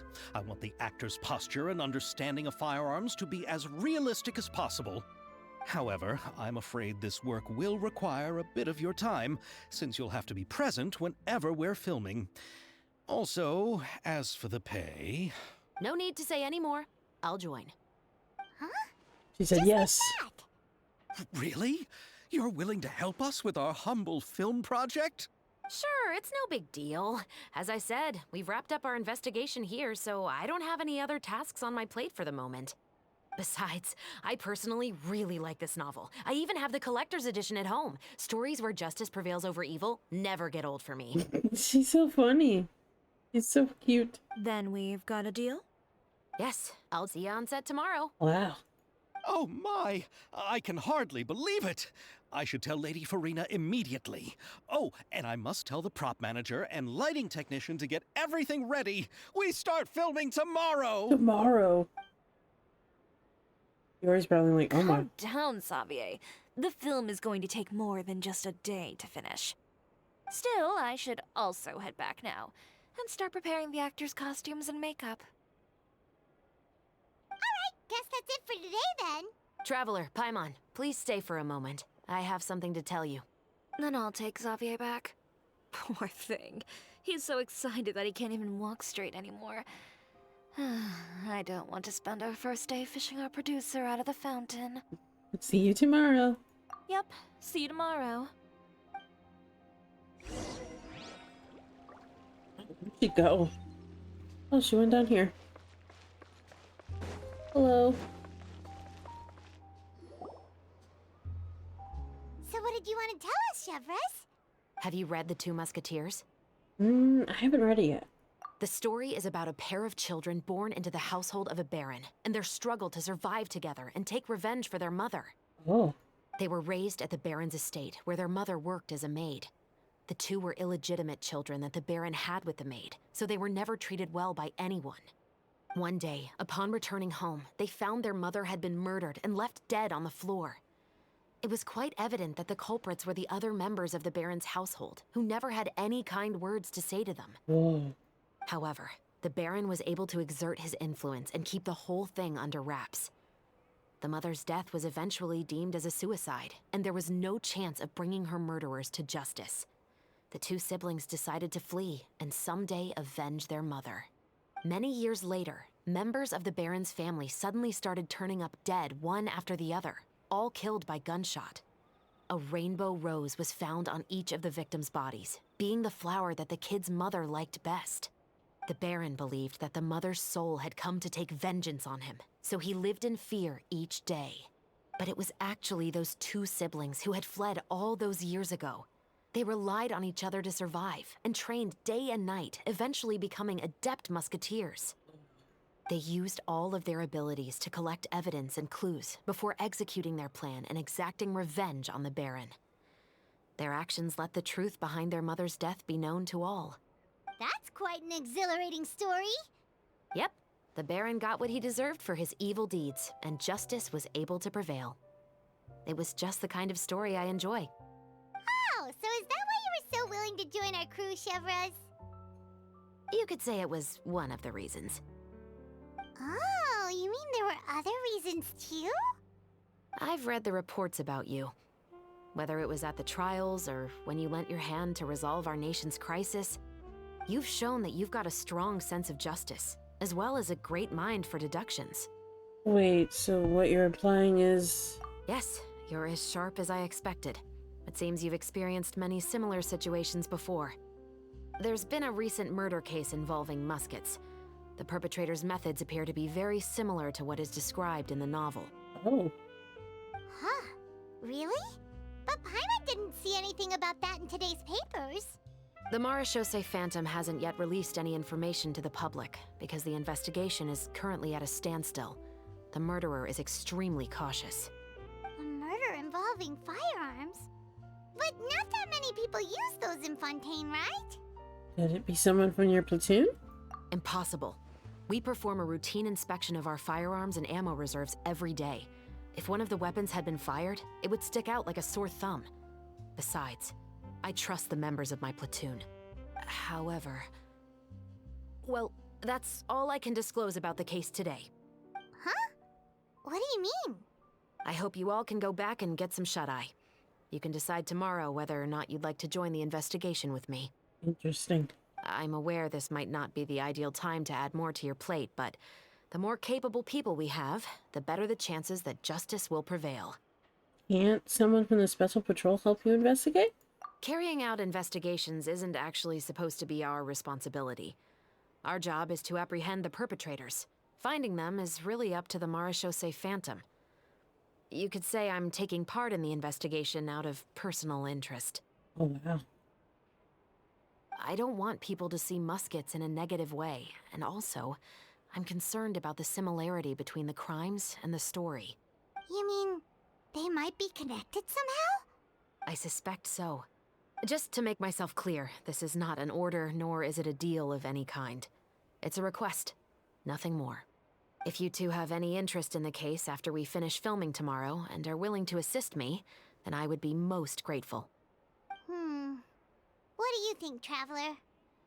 Let's give it some thought tomorrow. Yeah, you're right. Paimon's getting a little tired, too. We've really been hustling all day. You'd better head back and get some rest. It's good to keep a calm mind, especially when you're about to make an important decision. Otherwise, when the moment comes, you might end up like that shopkeeper and not even realize that the right choice is right there in front of you. Oh, there we go. Act 1 complete. So after you're done doing specifically Act 1, I believe you go up, I think it's like this area, and go to the right. Ayato should be here, and he's talking to somebody over here, I believe. Yes, he is. There you go. You'll miss this very easily, but these two are talking to each other, and I wonder what they're talking about. Hello. Indeed, Monsieur Neuvillette. I'd very much appreciate hearing your thoughts on everything we just discussed, including my initial proposal and the general direction of our potential cooperation. Here, let me take a picture of this because it's so amazing. I'm so happy that these two are talking to each other. Would you guess it? You two talking to each other? That's amazing. Your proposals are reasonable and quite well thought out. Your sincerity and wish for our mutual success was evident in your words, so there's no need to be so modest. Thank you. So, what's your decision?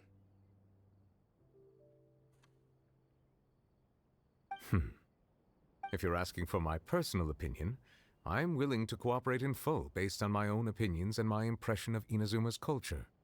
However, Fontaine doesn't run simply based on the feelings of one individual. I'm sure Inazuma must be the same. Everything must be done in accordance with the regulations that are in place. Yes, of course. I will submit a written proposal outlining the details of our potential cooperation to the Palais Mermonia within a week. And I look forward to hearing from you. Interesting. These two are talking about the culture survey that he's like making. And now we have to use the clock. I think I said like 10 or 12.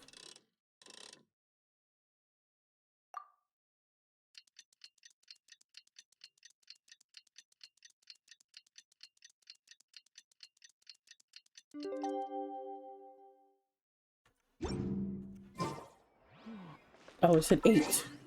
I'm so silly. Oops. There you go.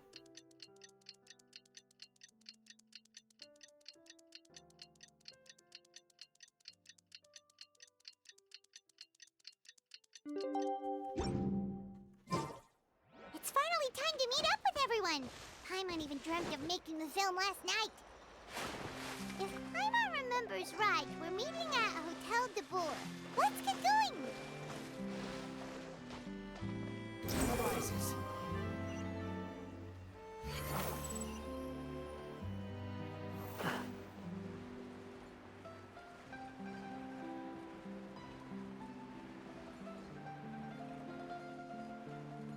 So pretty. I love gliding around here. Oh my god. So pretty. Too slow. Oh look, Yomiya and Ayaka sitting there. Chatting it up. Yoimiya, you're already here! Good morning. Xavier said yesterday afternoon went well. Ooh. Yeah, and how about you, Ayaka? What were you up to yesterday? After we split up, Ayato went to see Udex Nervillette at the Palais Mermonia. I was originally thinking of going with him, but he said he could manage it himself. He told me to go see the sights around Fontaine and to enjoy the local culture. So I rode the aquabus with Yoimiya and visited the Opera House on Aranias Island. Oh wow. Yeah, you wouldn't believe what we saw there. 2 mechanical puppets that were dancing together. You've already seen them, right? Oh, the Dirge of Copella and Copelas. Yeah, those two. Amazing, aren't they? We sat and watched for quite a while. It was mesmerizing. Like we could keep watching them forever. Oh, it was the same for us the first time we saw them too. Afterwards, we went swimming at the beach. Well, diving to be exact. It was the first time I ever breathed underwater. Oh my god. I held Ayaka's hand and we counted down together. 3, 2, 1, and then splash! We were beneath the waves.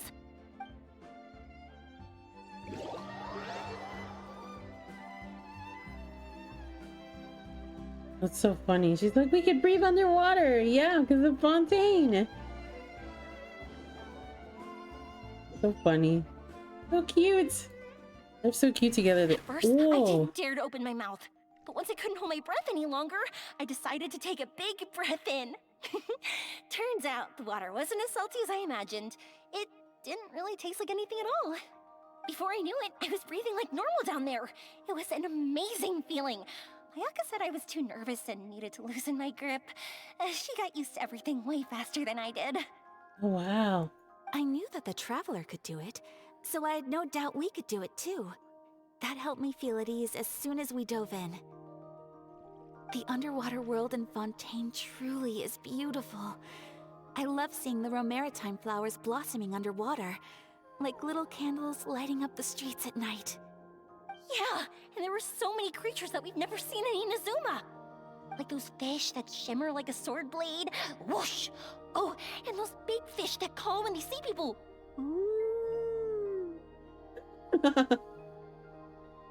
Oh, you mean Hunter's Rays and Blubber Beasts. I just love the name Blubber Beast. Just wait till Pops and the others hear about this. They probably won't believe a word I say. Amazing.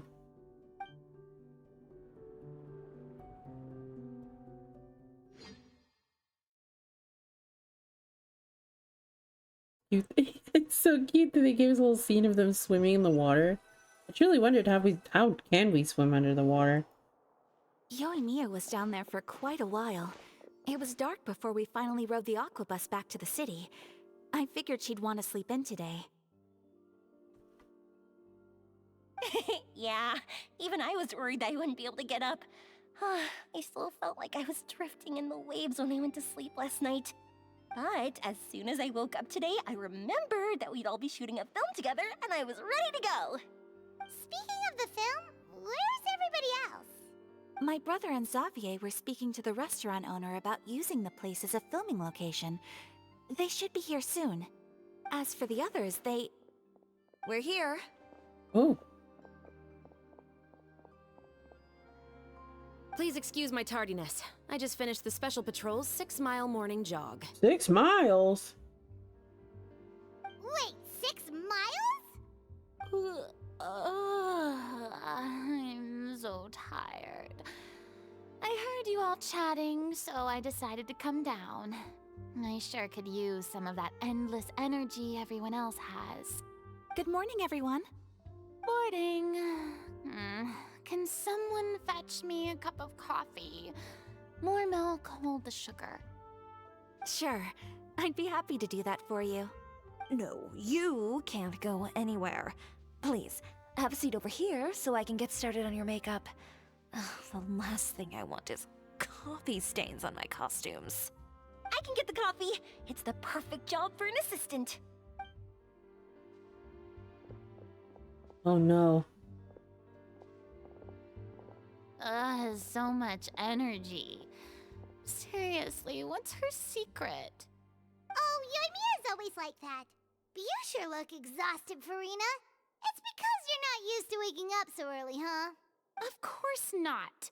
I spent the whole night reading the novel from cover to cover, marking sections that either need to be omitted or adapted. Wow. Paimon didn't expect you to be so thorough. Well, I was the biggest star in all of Fontaine after all. It takes more than just a pretty face to earn a reputation like that. I know how to get serious when the situation calls for it. I went all out when I was acting as an Archon, so why wouldn't I do the same for my own life? Here's your coffee, Director Farina. Oh no. Don't spill the coffee. Whoa. Eagle. That didn't even look like coffee. It looks like tea. Oh, thank you. The sound of being called director and the aroma of coffee feels almost as refreshing as hearing the birds chirping in the morning. It seems everyone has managed to arrive on time. Oh, there's more people. We've reached an agreement with the restaurant owner. We are free to use the second floor to shoot our film. Really? That's great!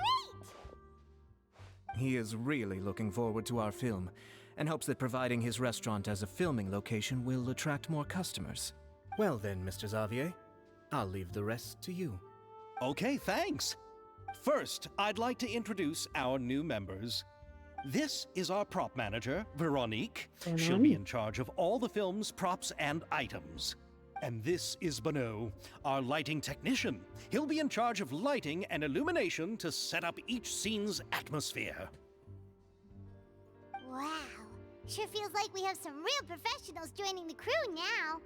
First of all, please allow me to first express my sincerest gratitude to everyone in the crew. When my investor informed me yesterday that he wouldn't be able to provide the funds, I really thought that this was the nail in the coffin for this film. I had no idea that I'd find so many people willing to help me on such short notice. Thank you. Thank you all from the bottom of my heart. No need to be so cordial, Mr. Xavier.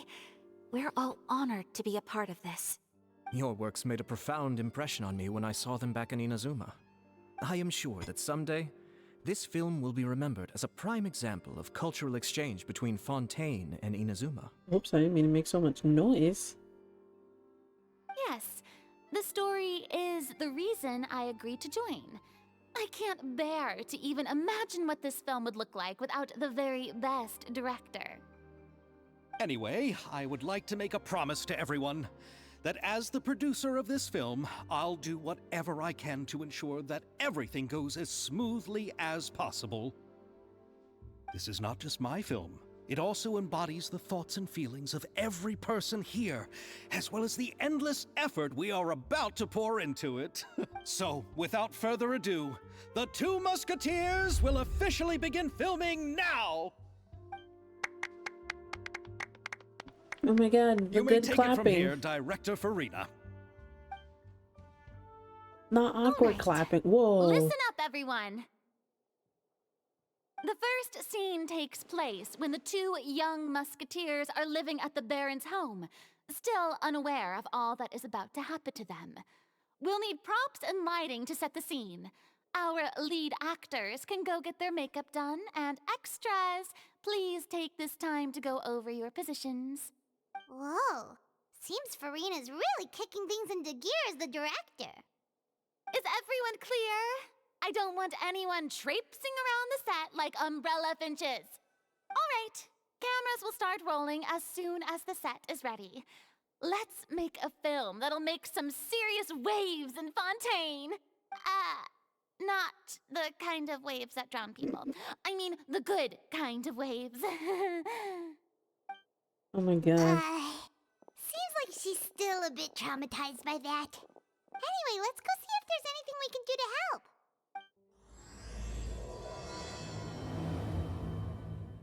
Okay, I'm gonna go talk to Chevreuse. But also, Farina's sitting here by herself. Are you okay? Is your coffee good? Wait, can I sit next to her? Or can I sit in this chair that's over here? Oh god. I can sit in the chair. I don't need any help here. Why don't you try asking someone else? Oh, I just wanted to have a little chat. That'd be cute. Oh, I see. What are you doing? How about here? A little more to the left.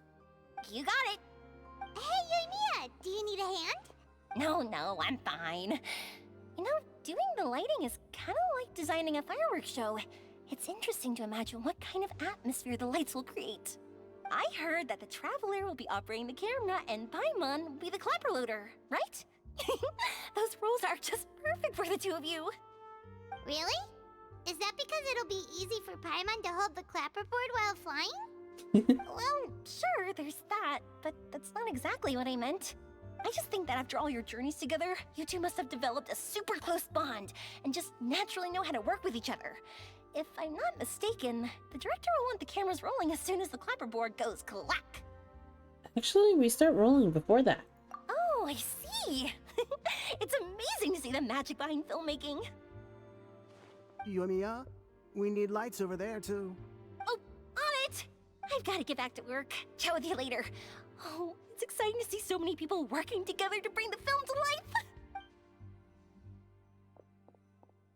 Seems like Yoimiya's really getting into it. But she was right.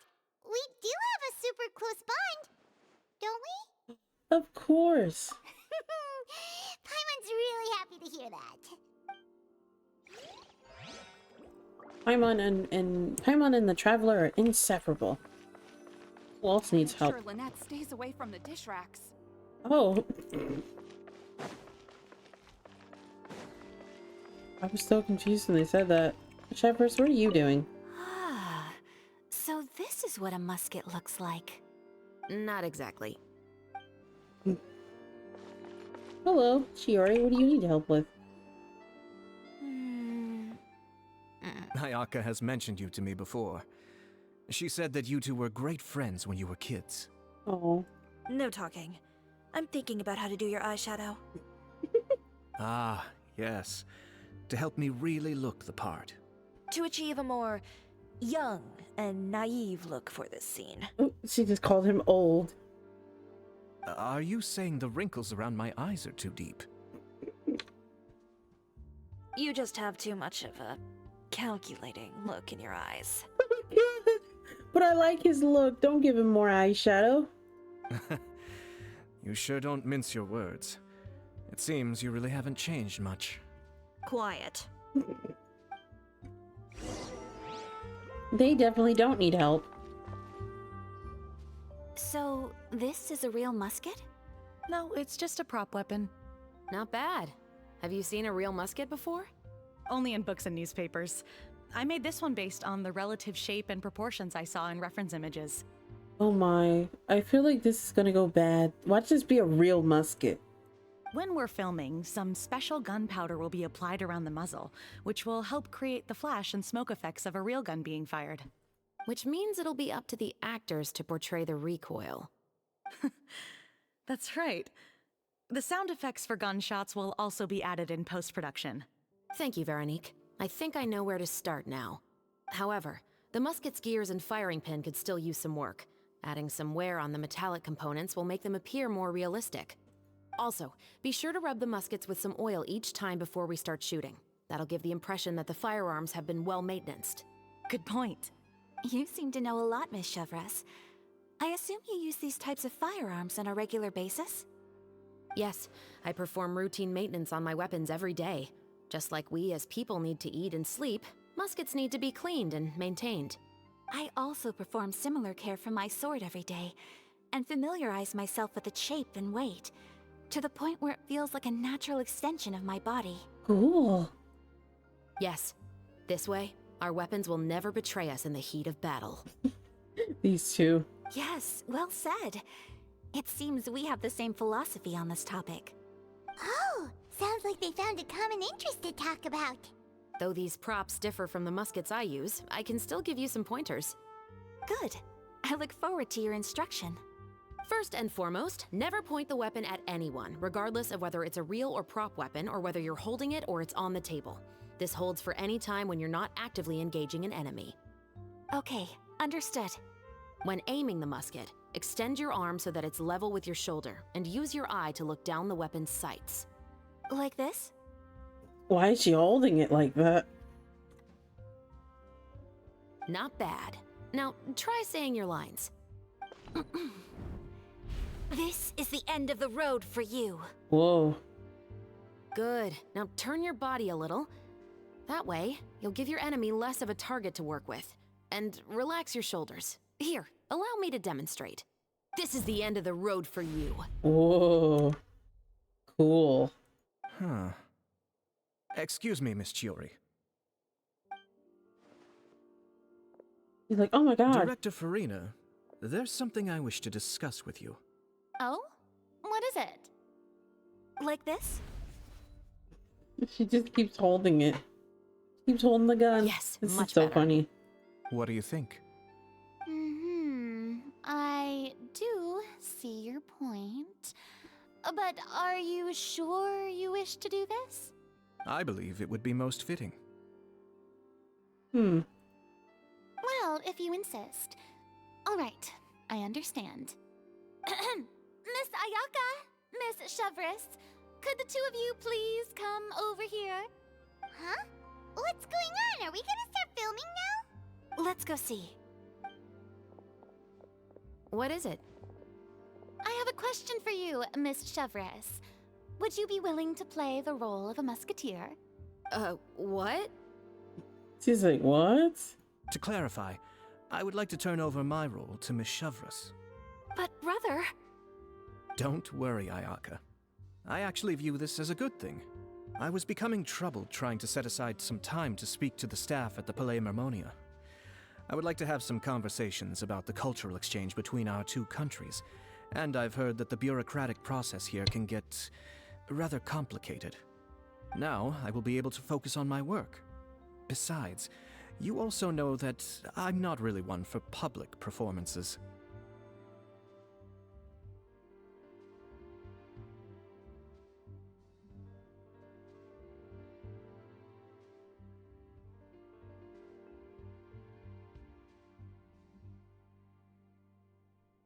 Alright, I'm back. I'm sorry. Are you really sure? From a director's point of view, I also felt like the relationship between the two musketeers in the original story could be improved. The older brother in the story plays the lead role with his overbearing character, but this causes his character to overshadow that of his sister, and the theme of the two supporting and relying on each other isn't conveyed very well. But if we were to change the siblings to two sisters of a similar age, then that aspect of the story might come through more clearly. Also, I've seen you instructing Ayaka. That cold and dignified personality is exactly what we need for the older musketeer. Of course, even with all these insights, the decision should still be made by Miss Chevreuse. Chevreuse mentioned that she really likes the story, right? Paimon bets that she'll take the role. But she will still have to prioritize her work. All right, I'll take the role. Whoa. Good. It's decided then. I'll get started on making edits to the script. We'll also need to make some immediate adjustments to the lighting, props, and costumes. I have a feeling that our adaptation will be even better than the original story. You're doing a great favor for me, Miss Chevreuse. You have my gratitude. Don't mention it. I like this character, so if anything, I should be the one thanking you. Well, since my brother is the one who brought up the idea, I suppose there's no need to worry. Let's go, Miss Chevreuse. I look forward to working with you. Please, just call me Chevreuse.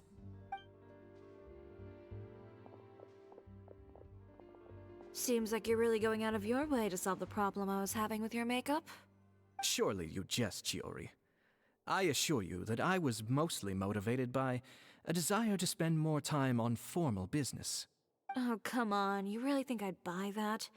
According to what I've heard from Ayaka, her brother is someone who can juggle 10 different matters at the same time. I'm sure you have other reasons for backing out. Perhaps. Ayaka always said she wanted to go out and see more of the world, just like the Traveler. But I feel that she needs not only to see other nations, but also to make some different kinds of friends. I think it would be harder for her to make new connections with me constantly by her side. I would like to give her some space. Alright, go on. Spoil her some more. Ayato, it's too bad you're stepping down from the role. Paimon really wanted to see you act as a musketeer. This is the punishment you deserve. No need to poke fun at me. I'd wager that you also felt that I wasn't the best candidate for the role. It's a little hard for Paimon to imagine you saying those lines. So, are you going back to work now? Yes. I've made an appointment to meet some people from the Palais Mermonia. Now, I will have some more time to prepare. Traveler, get the camera ready. Paimon, get the clapperboard. Actors, to your positions. We're about to start shooting the first scene. Go on now. And please take good care of Ayaka. Yep, don't worry. You can count on us. Thank you. I look forward to seeing the film when it's finished.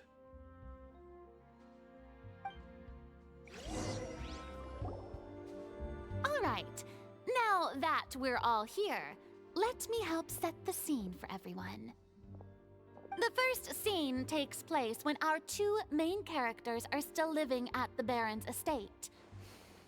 They've been ostracized and verbally abused by others in the household, but they still have no idea why. We want to capture how naive and innocent they are, despite their pain.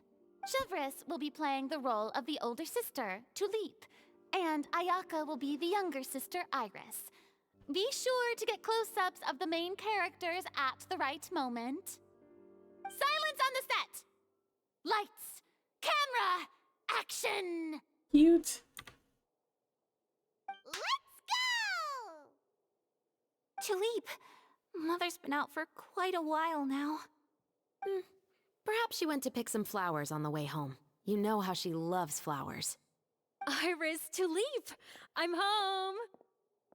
Wide shot? Mother, you were out for so long, we were beginning to worry about you. I'm sorry, but I'm back now, safe and sound. Here, I brought your favorite treat, apple turnovers. Mother, what are those bruises on your hand?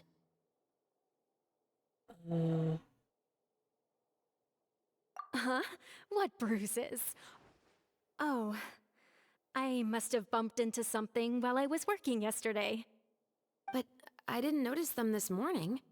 Then perhaps they're from when I accidentally tripped when I was out just now. By the way, did you have fun playing at home? What's the matter, Iris? Well, we've realized that no one really wants to play with us. They even took Iris's doll and spat at us. And they even called us names. They said we were... Shh. It's all right. Don't worry. Girls, listen to me.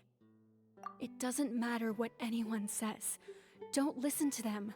No one can define you with such words. You both have wonderful lives ahead of you. just like your names. You will both blossom like beautiful flowers. Maybe your time to blossom hasn't quite come yet, but one day, you two will bloom more beautifully than anything else. Don't let the soil you're in now ruin your future beauty. Understand? My dear daughters. And cut!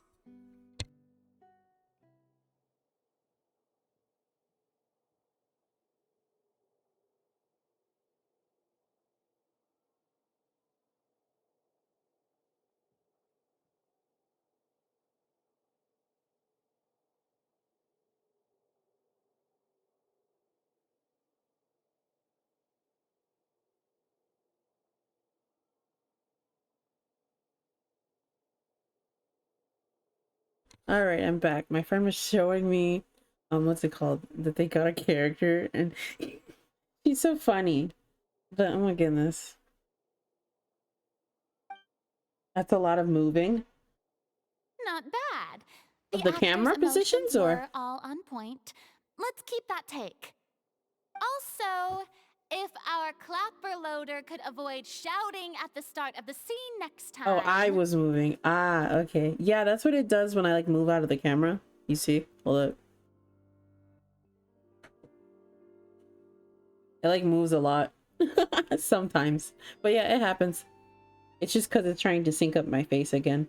It's not like I'm an alien, right?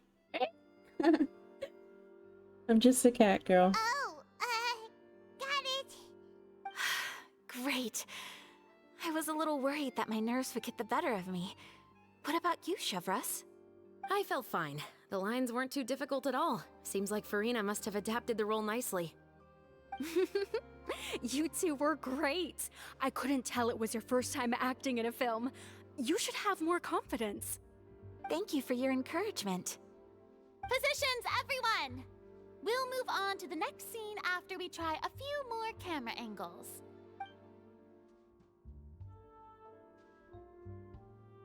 I'm already filming the second scene? This scene is when our two characters return home, only to discover their mother has been murdered.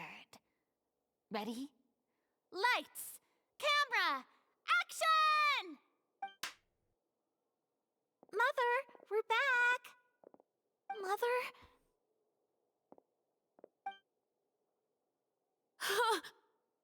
What's wrong, Tulip? Iris, stay away! Huh? Why? What's... Mother! Mother... She's...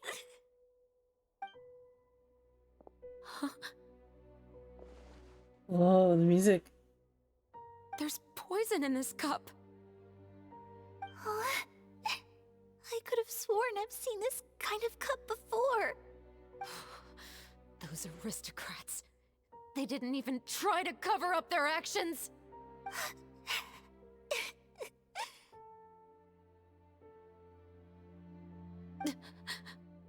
Iris, we need to leave this place.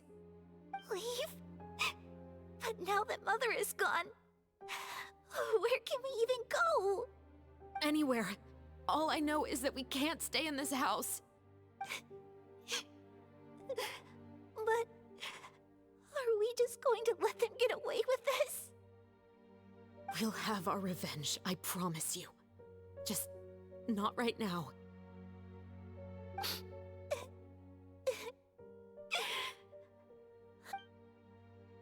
Come on, let's go. No, wait. We can't just leave Mother here like this. At least let me leave this rose with her. That's why we went out in the first place. To buy her this flower. All right. Goodbye, Mother. We'll avenge you. Someday. And cut! Beautiful! Great performance! Oh my, you're so amazing, Ayaka! And were those real tears I saw? How did you do it? I was surprised too. Thank you for the kind compliments.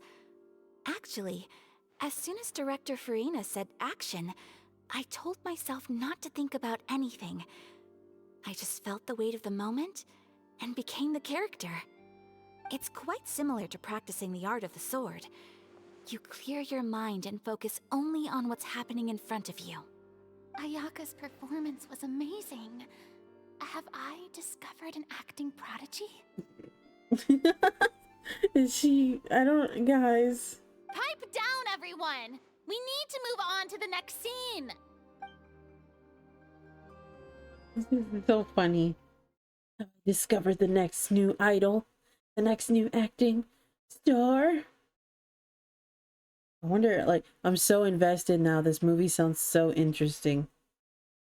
But this is gonna take forever. We're only 2 hours in. And I haven't done most of the event yet. We're still on like the second thing.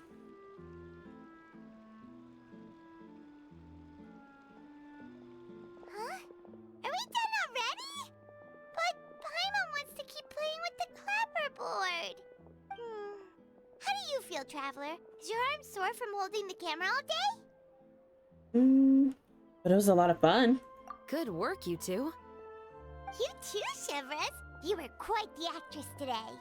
I've read this novel many times before. I have a good grasp of my character's mindset. Anyway, do you remember my request from yesterday? Oh, right! We were having so much fun that Paimon nearly forgot! You have a case where the murders seem really similar to the cases in the novel, right? So, how are they similar exactly? In the story, the main characters grow up to become 2 musketeers, always using their guns to carry out their revenge. And on each of the victims, they place a rainbow rose as a signal that they've returned. There were rainbow roses in your case too? Yes, that's correct. We found rainbow roses just like in the novel. Seems like you're connecting the dots now. Oh, that does sound pretty concerning. Especially after seeing the script today. Ooh, now Paimon can't stop wondering what kind of ulterior motive the murderer might have. What do you think, Traveler? You're smart. Paimon wants to hear your thoughts. Then I think we can join the case. Good. On behalf of Fontaine's Special Security and Surveillance Patrol, thank you for your dedication to justice. There's no time to lose. We should start investigating right away. Follow me. Huh? Right now? But we just got done filming all day. Paimon's so tired. The most valuable intel always comes after nightfall. They are like small, remote islands in the middle of the sea. If you don't stay vigilant, you will pass right by them in the fog. Oh my god, I think I like Chevreuse now, guys. She's so quirky. She's cool. That's how one of my favorite books always puts it, at least. So, where are we going right now? Let's start by checking out some workshops that sell mechanical components. If the culprit is making their own weapons, it's very likely that they'll visit those sort of places. Oh, so we gotta go up there. Yeah. Quit following me. Don't mind me, flying person coming through at nightfall. Definitely not doing any suspicious inspecting. I have a mystery to solve.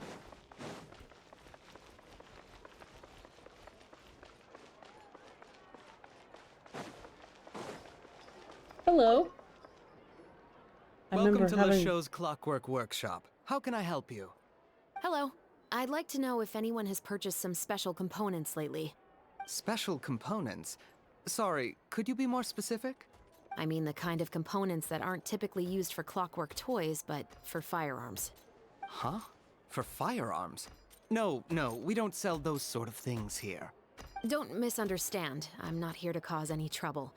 We are merely investigating a case, and we're hoping that you could cooperate. Well, to be completely honest, I'm not even sure what kind of components that would entail. Has anyone ever purchased components here as an individual rather than on behalf of an organization? We have a lot of customers who buy toys, but those who buy components are all regular customers who buy in bulk on behalf of their organization. Is that so? I understand. Thank you for your cooperation. You're welcome. It's the least I can do.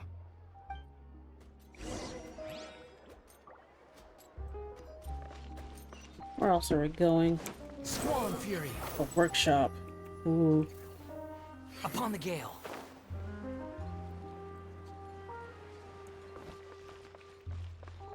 Oh, so many people. Too slow. Hello! Oh, hey, Chevreuse. Run out of oil for your musket again? Hello, Estelle. I want to know if anyone has come to your shop recently to order some firearm components. Oh, is this another case? Let me think.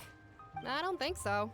Some people have requested that I make some prop guns for the Fontanalia Film Festival, but I refused all of those requests. Oh? Why's that? Because there's no profit! I only make things here that can do some real heavy lifting. I don't have the energy to make some new molds just for the festival. Then has anybody come specifically looking for mechanical components? Well, I usually sell off my scrap to the Fleuve Cendre. I don't typically give them to one specific person. I heard her say a very difficult word to say. I understand. Thanks for your cooperation. Interesting. Don't mention it. Always happy to have the Musketeers' patronage.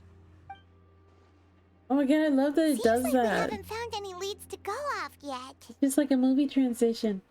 Yeah, unfortunately. Alright, let's head to Fleuve Cendre next. Huh? Are you sure? People might not be so thrilled to see the captain of the special patrol there. You think so, huh? Then I guess you don't know. Huh? Know what? That I grew up in Fleuve Cendre. Oh.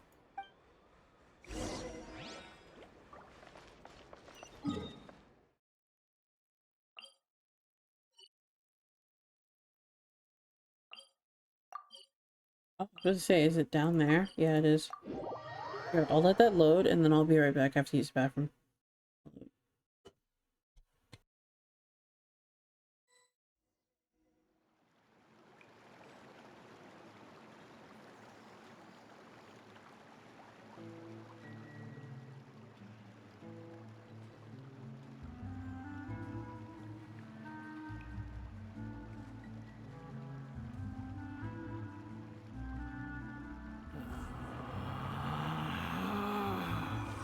Relax.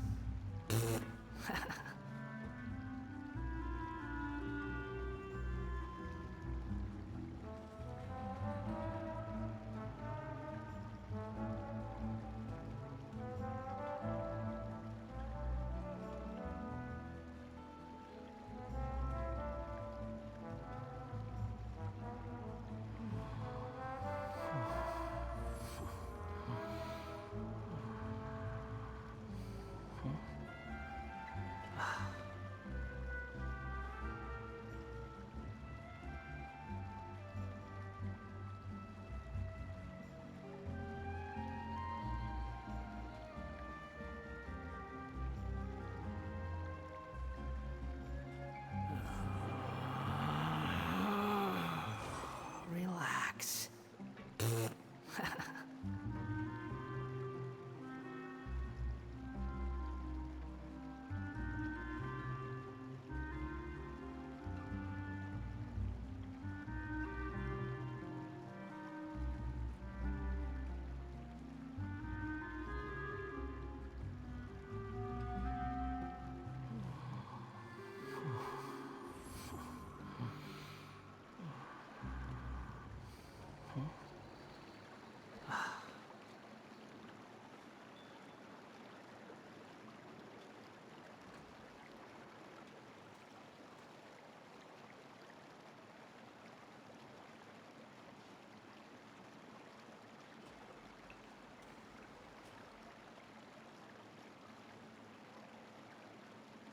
There's no need to exchange pleasantries. It's rather pathetic to force a conversation just to occupy silence.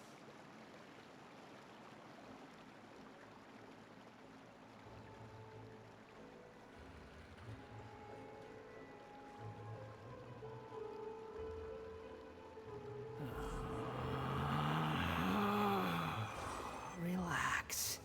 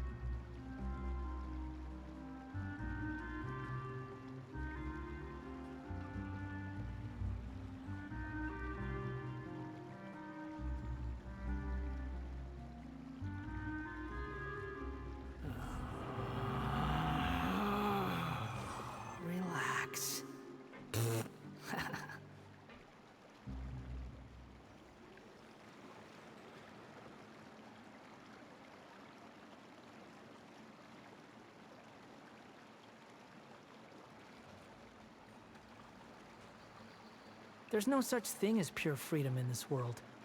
Even the wind cannot blow on forever.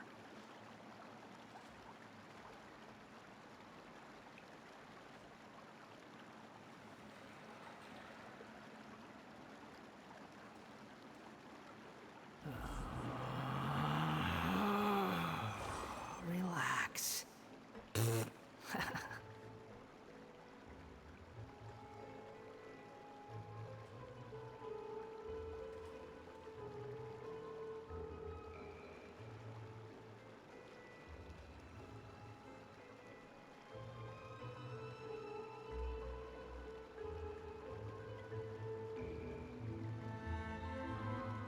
You think I've got a sharp tongue?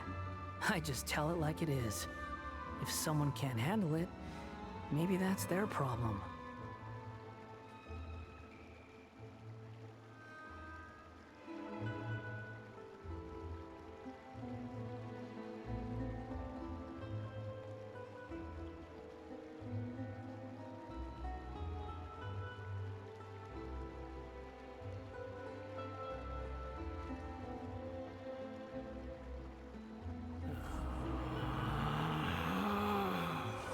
Relax.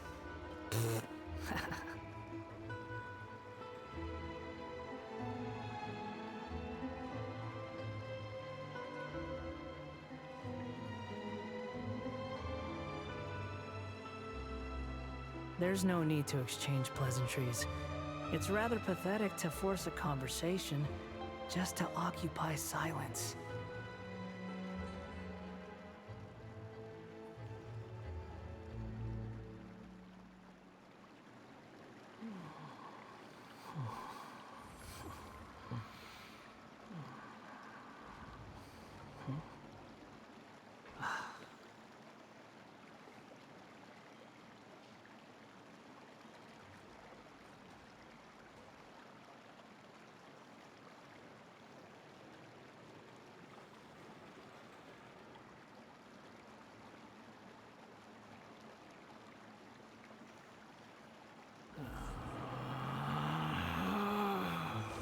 Relax.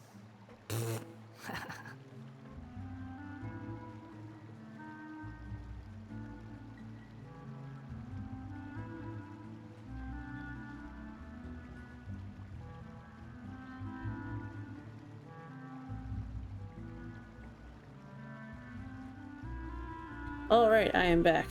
I am back. There's no such thing as pure Kick this off of freedom in here. this world. Be quiet, Scar. Even the Yeah, I wind bet you've been cannot blow talking on the entire time. Be quiet. Oh, we have to investigate a whole bunch of places? What? Let's do this first, because it's all the way back here. The wind rises.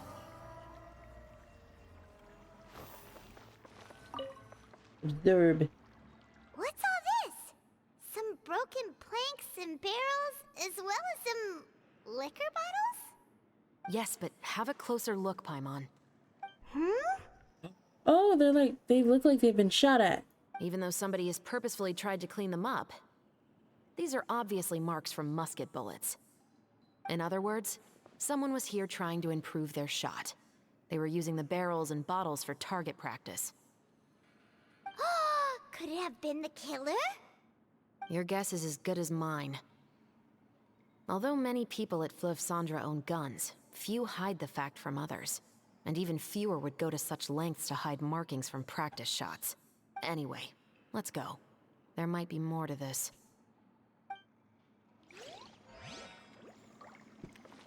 Swallow Fury. Wolf.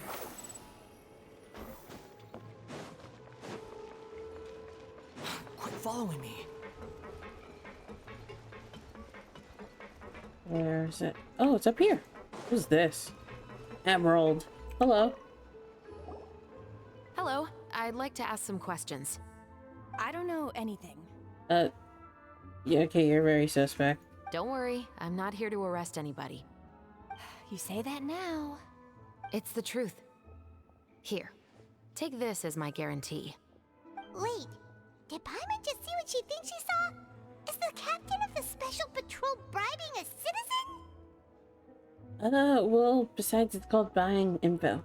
Seems you're different from the other guards. Oh, she just perked up. She got money. What do you want to know? Have you heard anything related to Muskets and Fleuve Cendre lately?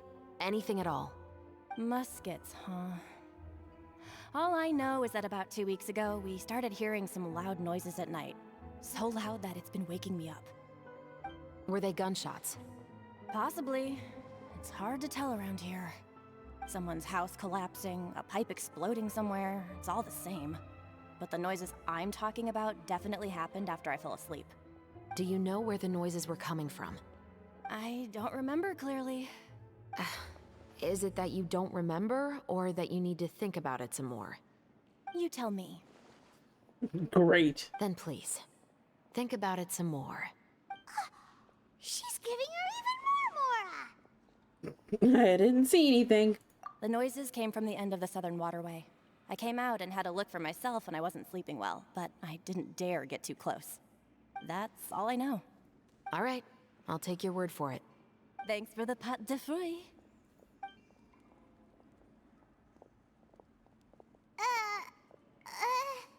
No need to be surprised. I grew up here, remember? I know how to get people around here to talk.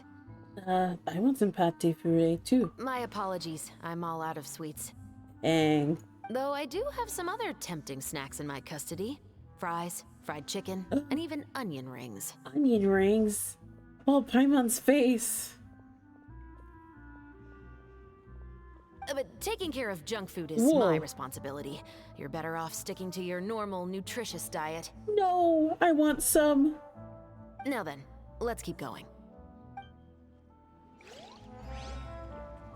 I like fries. Fries are good.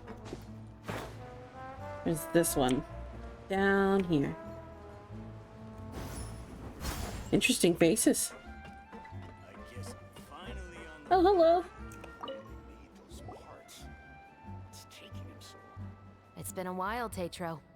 Please, just get on with your request. I want to know if you've heard anybody talking about muskets lately. Information isn't free, you know. I've heard that bandits have been extremely active in the countryside recently, and they've been affecting the delivery of goods to Poisson. I can allocate some more manpower to help out with that problem. What do you say? You're still as helpful as ever. One of our men got drunk at dinner about a month ago and lost his gun. 3 days later, it turned up in the corner here. Oh. What's weird about that? He just forgot where he put it, right? This is Fleuve Cendre, my friend. Anything of value left in the tavern won't ever make it to the next day. But that gun turned out to be an exception. It didn't get any new wear and tear on it, and didn't even appear to have been fired. We were quite mystified as to what could have happened. I suspect it came back because the weapon was already known to the guards. You mean, a criminal was afraid the Marechaussee Phantom would use the shot marks to track them down? Maybe. But if that's the case, the culprit really took great care to avoid getting caught. I didn't say anything about a criminal. Oh. In Fleuve Cendre, knowing who was killed is as easy as knowing what clothes you're wearing today. It's the guy living in the east side, isn't it? I've never liked him. Every time he's here, he just orders a drink and sits there with a nasty look in his eyes.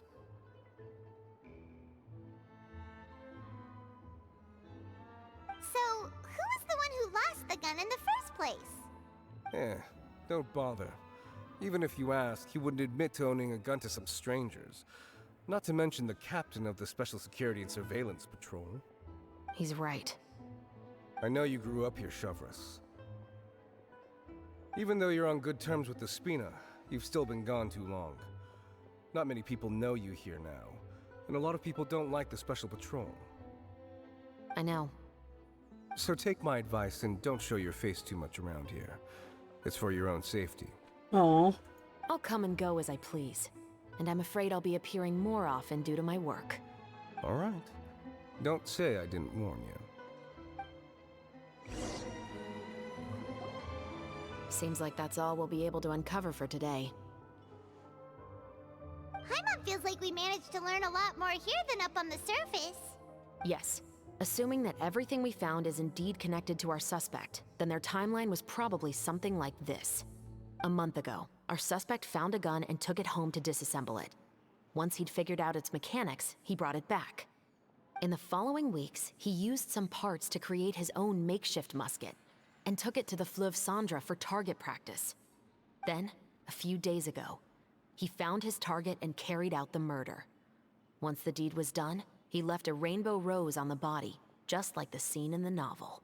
That all makes sense to Paimon, but we're still no closer to figuring out the killer's identity. About the guy who died. The deceased was a resident of Fleuve Cendres. It's said that he was a poor, solitary man. But if you're following the novel, shouldn't the guy have been a nobleman? Yeah, that's also something I'm trying to figure out.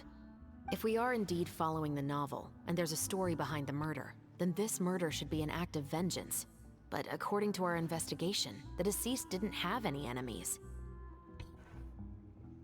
He was no saint, but no one's heard of a rival who hated him enough to shoot him dead, much less care to leave a rose on his body. What message is the killer trying to convey, and to whom exactly? Could they be the novelist? We've thoroughly investigated that possibility. He claims to have spent the whole day at the Opera House on the day of the murder, and the staff there have confirmed his account. Okay, so he has an alibi. Not only that, he lacks a credible motive as well. He has a family of his own, and both of his parents are still alive. I've looked into his records. He was adopted at the age of 6, and all the proper procedures were followed. There are also records of him at an orphanage before then. Oh, wow. In the story, the mother of the 2 musketeers was murdered after the children turned 10. Of course, he could have changed the children's ages, but I don't want to assume anything without evidence. More importantly, I've also had a chat with him in person. He didn't seem like the kind of person who would pull the trigger to kill a man. Then, what should we do now? We have all this new information, but it doesn't help us move forward. Investigations take time. I didn't expect us to catch the culprit in just a single day. How about this? Let's spend the next few days filming with the crew. We can continue the investigation once we're done with the film. I'm sure that given time, new leads will present themselves. Wait, but weren't you saying Intel is like small, remote islands in the middle of the sea just a moment ago? Wouldn't you just miss them if you were to stop looking? But the book had more than one reference to the islands, Paimon. Oh no. Oh? What else did it say then? As long as you spend enough time sailing through the fog, you'll eventually come across an island. She's right. No matter how lost, you'll find an island. So what is up with you, Chevreuse? Are we still chatting? Never thought that the captain of the security and surveillance patrol could come from the Fleuve Cendres? I have to say, I'm pretty shocked. Honestly, I'm pretty shocked too. There used to be a time when I thought I would never be able to join the guards. But as long as you can distinguish yourself through your accomplishments and skills, you'll eventually be recognized for your worth. If you look at it another way, my life at Fleuve Cendres has actually taught me a lot of valuable skills.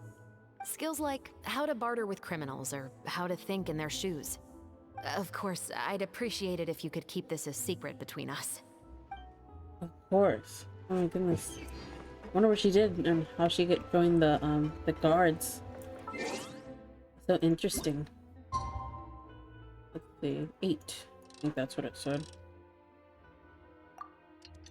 To film more. My goodness. The event is so fun though. It's like I'm discovering a mystery. It's filming time again! Our schedule is jam-packed for the next couple of days too. We've got so many different locations and sets to cover. Anyway, let's head out and meet up with the others.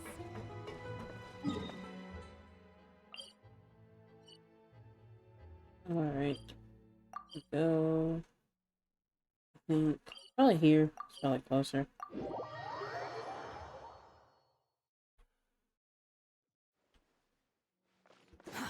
Too slow. Quit following me.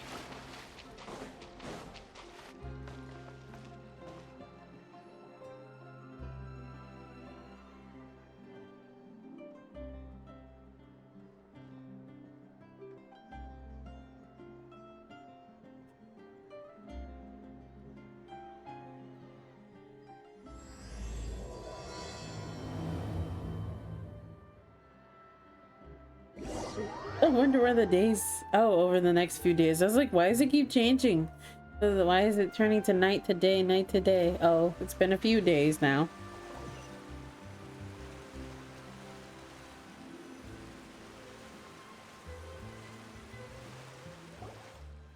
Good work, everyone. We're looking to wrap with our two main ladies today. I can already smell our success. What do you mean, looking to wrap? It means finalizing everything we recorded for them so far. Oh, aren't you the expert now? This upcoming scene is the two Musketeers' final confrontation with the Baron. There will be quite a bit of action, but no choreography beyond what we've already rehearsed. Anyway, get ready. Lights, camera, action! The view is beautiful tonight. It reminds me of that fateful night 10 years ago. And now that I've said it, I can even make out the faint fragrance of herbal tea in the air.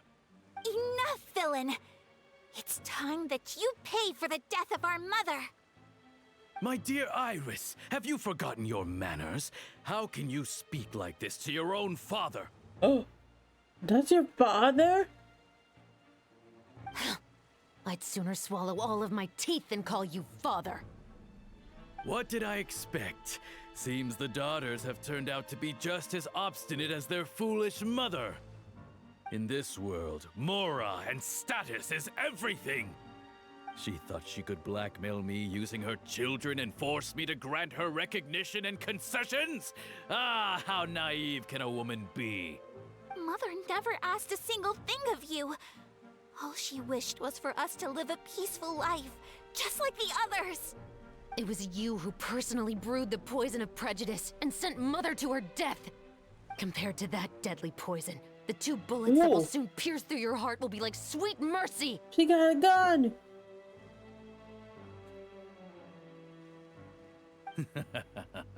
And that's exactly They why I both said have you're just guns. as naive as her. Did you really think 2 muskets would be enough to defeat me? So let's see. What is stronger? Mora and power, or the 2 muskets in your hands?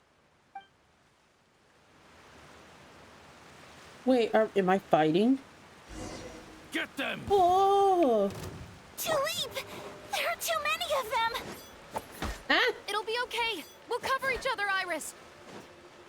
And Mother will be watching over us, too. Oh my god. Oh my god. I'm actually shooting the gun. Whoa! Oh my god. Whoa, they're definitely shooting at me. Did you even have a gun? Where's your gun? Here. Oh, that's so cool! Justice will prevail. Oh my god. HIYOKO gun win. You've lost. To think I'd lose to my own 2 kids. We are no children of yours, and we'll never call that place our home. Then tell me, what did you do all this for? You lost your mother, and will soon kill your father as well.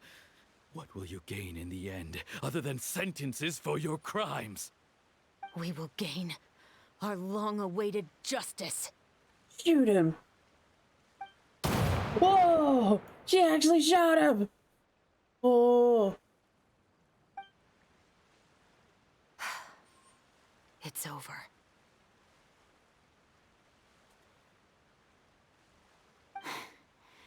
Finally, it's over.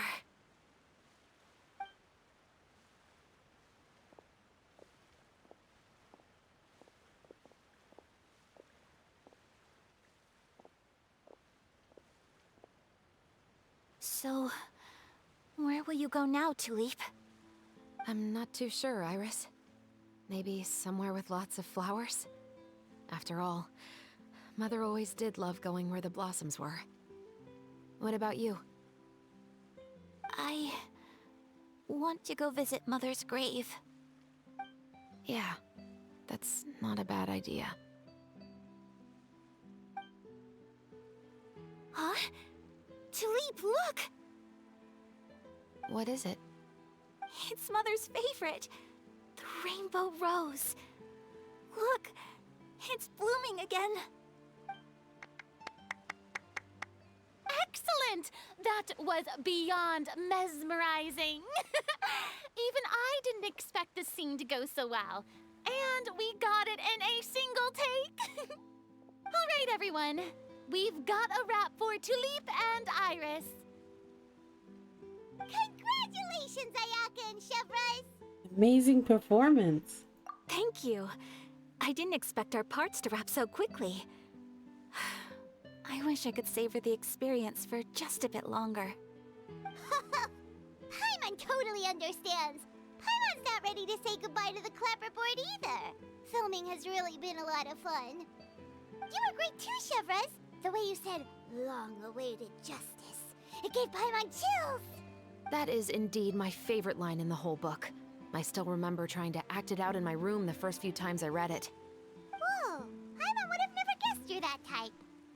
Who doesn't like stories where the guilty are punished and justice prevails over evil? Don't forget, I'm the captain of the Special Security and Surveillance Patrol. Captain, I have something urgent to report. Oh. Please excuse me, everyone. I'll be back in just a moment. It's okay, don't worry about us.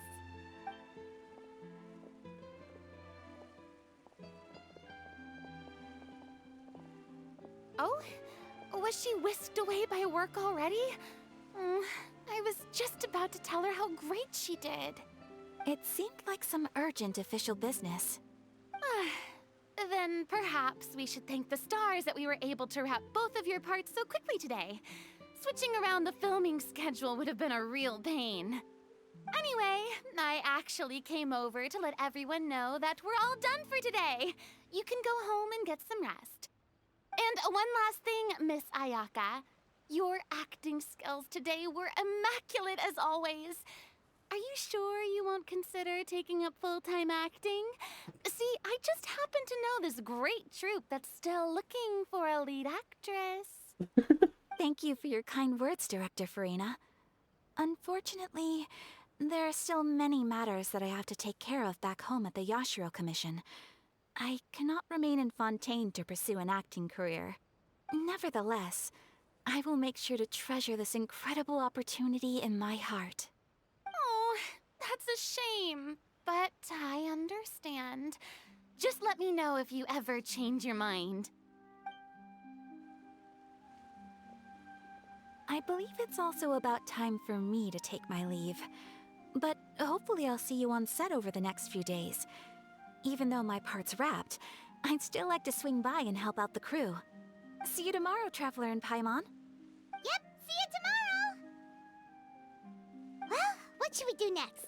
Maybe we'll go investigate the case some more with Chevreuse today. Traveler, Paimon, please come with me. Oh my. Huh? Where are we going?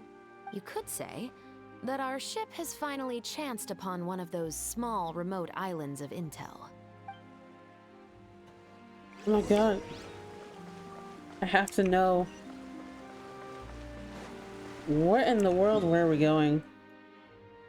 I also need to uncheck this because it still has the navigation on. Where are we going?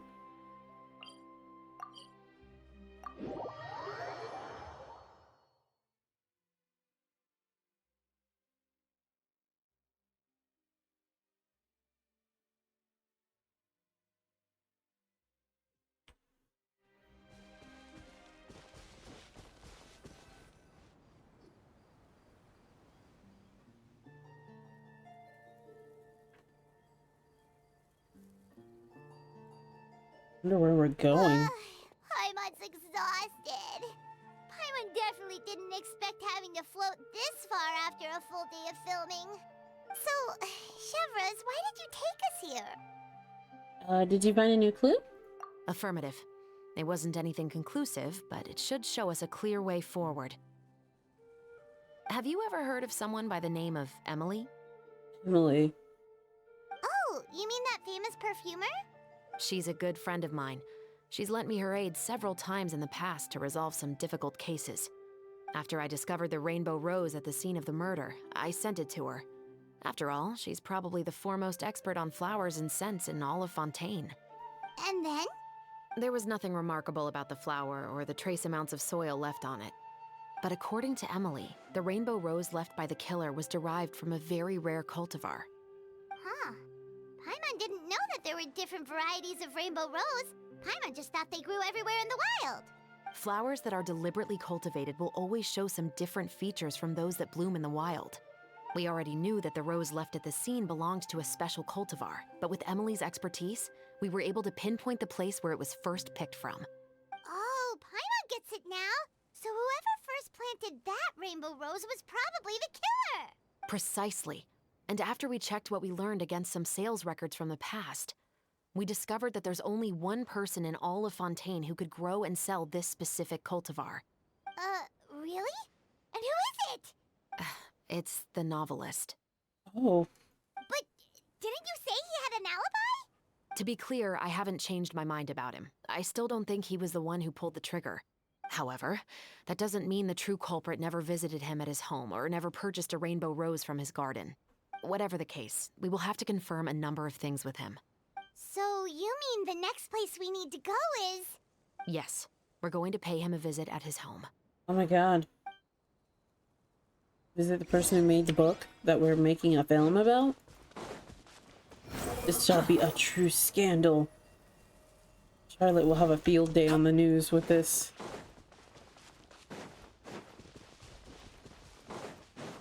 A mountain? Or is this a house in the distance, I think? That should be his house. There are so many Gardamex stationed around the place. That's pretty unusual, right? According to what he told me last time we spoke, he hired them so he won't be harassed or disturbed. Huh. So there are a lot of flowers in his garden, but Paimon doesn't think we'll be able to pick one without alerting the Gardamex. Right, which is exactly why I think there has to be a special connection between him and the killer. So, should we knock? Just wait here for now. I'd like to take care of a number of those Gardamex first. What? But they're so far away. How are you planning to do that? She said, I have a gun. Don't forget, Paimon. I'm actually the real-life captain of the Musketeers. I love her. I have a gun. I love her so much.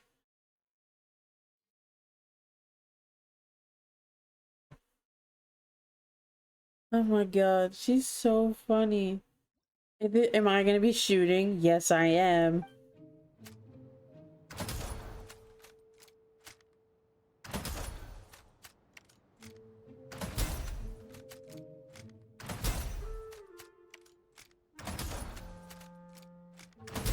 There we go.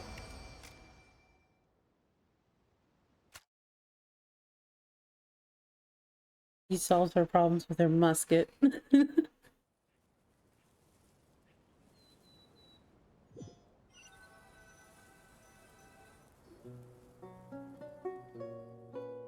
All clear. Let's go. Oh, wait! Paimon's a little nervous now that we know he could be the killer. Can we go over our plan of action again?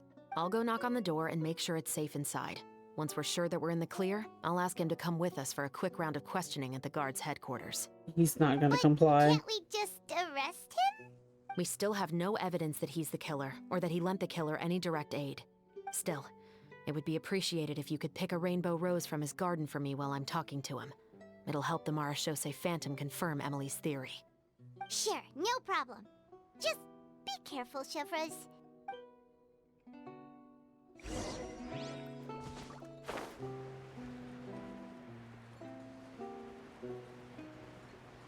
Watch them not actually be at their house at all. All is scattered.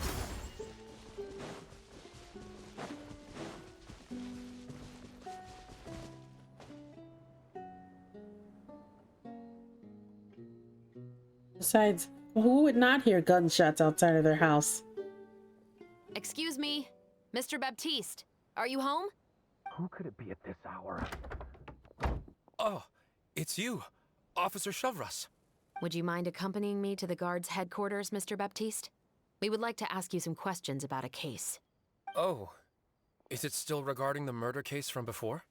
I cannot confirm or deny that at this time. So it is then. Listen, I need you to come with me, Mr. Baptiste. Miss Chevreuse, I'll save you the trouble. Oh, and you two over there? There's no need for you to pick my flowers either. It's not time for them to bloom yet. Paimon's little smile. Oh! Okay.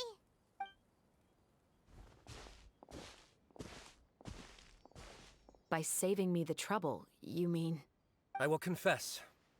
I was the killer. What? You didn't confess right here. Huh? What?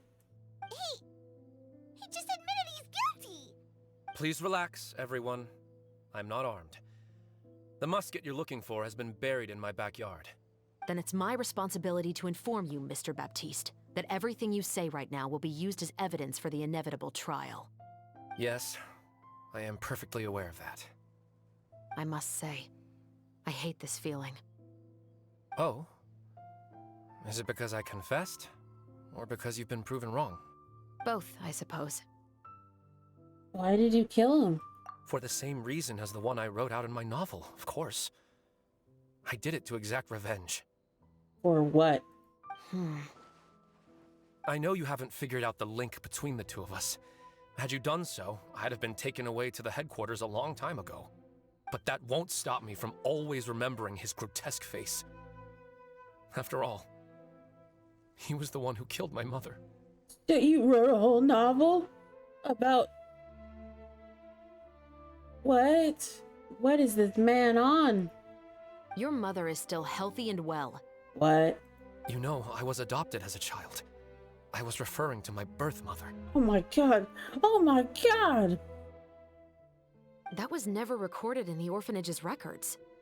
Please forgive a 6-year-old child for concocting some lies to protect himself after watching his mother die right in front of him. What? You wrote a whole novel? So, your novel, it was like a record of your life? No, of course not. It was a work of fiction with many embellished parts. But I am indeed the illegitimate son of a wealthy and influential man who abused his power to murder my mother. That part was 100% real. Oh my god. But the man you killed didn't have a Mora to his name. He was a hired assassin, an irredeemable beast who sank his fangs into a defenseless woman just for a few bags of Mora. But if that's really the truth, you wouldn't be telling us any of this now. You still haven't managed to take revenge against your father, the true mastermind behind it all. I never thought I'd hear that kind of thing from the captain of the Special Security and Surveillance Patrol. I'm simply skeptical about your motives. It's simple, really. I've grown tired of everything and don't want to shoulder this burden anymore. What is he talking about? You may have considered me too soft to pull the trigger. Well, as it turns out, you are exactly right. I've become overwhelmed by the aftermath of the murder. So you're going to call a stop to your revenge, just like that? The true mastermind is too rich and too powerful for me. I've accepted that I will never be able to avenge my mother alone. And so what? The characters in your book never gave up. Now, Officer Chevreuse, I'm the one who has killed a man, aren't I? Are you trying to convince me to commit another crime? What's your father's name? How do you plan to prove the veracity of all of your claims? Well, I'd like to speak with you privately. What? Sure. Why don't we speak privately at the guard's headquarters? No, it has to be here. I must ensure that we won't be overheard. Oh, is someone gonna kill him? Fine. Let's talk here. When I said won't be overheard, I meant by anyone. I would like to speak with you and you alone. Uh-oh. We can go somewhere else for now. Thanks. I appreciate it. Be safe. Please stay safe, Chevreuse. I get the gun from out his backyard. Let's You really believe what I'm about to say? What is he about to say? Well, that depends on what you're going to tell me. Fair enough. Fair enough. Then listen closely. Oh my goodness. So that's how it's all connected. What did he say? So, it seems you believe me after all. Do you want me to go public with this? No, of course not. At least, not right now. Then why did you bother telling me? You've read my work. What do you think? Even if you were to go public with all of this right now, he'd simply deny everything. It's been too long. Almost 20 years. Anything that could be used as evidence has long faded away. Even if there might have been a solitary island of truth once upon a time, it has long sunk beneath the waves by now. Justice will never find him. Not if you don't try. I know that as the captain of the Special Security and Surveillance Patrol, you will always stand on the side of justice. But do you really think a cushy life in prison really constitutes justice for him? I bet he could lead an extremely comfortable life in the fortress of Meripede. What are you trying to say? I've been observing you from a distance. Your portrayal of the musketeer was exquisite. Creep alert! Creep alert. Pull the trigger of justice against him. What? Let the villain get what he deserves. Why are you asking her to kill him? Kill who? I don't know. You want me to let you go so you may complete your revenge? What? No, Officer Chevreuse.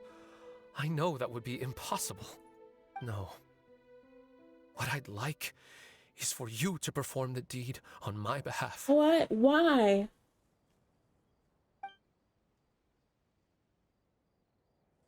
Oh, Chevreuse sure is taking her time. What could they be talking about anyway? Oh my god. Oh, Paimon's worried. What if he decided to attack her? If anything, he's the one I'd be worried about. Oh, you do have a point. Still, do you have any idea who the rich person might be? And why the novelist doesn't want us to hear what he's saying to Chevreuse? Sorry to keep you waiting, you two. Hey, how did your talk go? What should we do next? I've already sent someone to escort Baptiste back to the headquarters for questioning. He wasn't lying about the musket. It was indeed buried in his backyard. But what about the name? Did he tell you the name of the rich guy? Yes, he did. But for now, I have to return to the Special Patrol. There are still a few loose ends I need to tie up. I'll probably be quite busy over the next few days, so apologies if you don't see me on set. All right, Paimon understands if you can't tell us everything you know. We'll just keep an eye on the Steambird then. Actually, there's still something else I need your help with. Oh my god, that's crazy.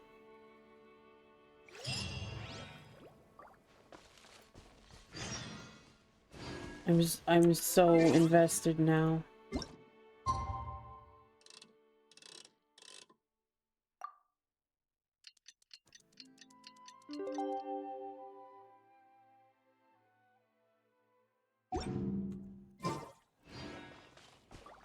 Oh, the following morning. Oops.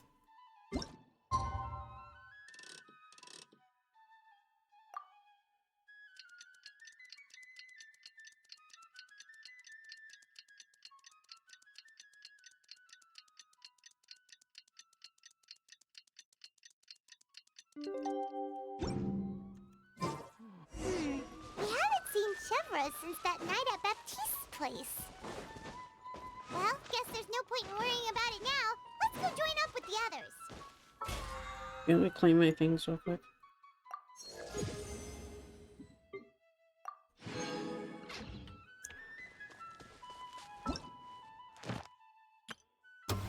stop in here after climbing?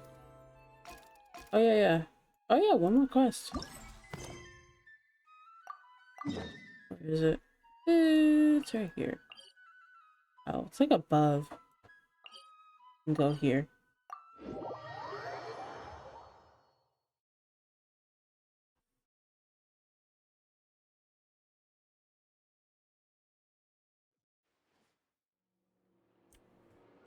Behold!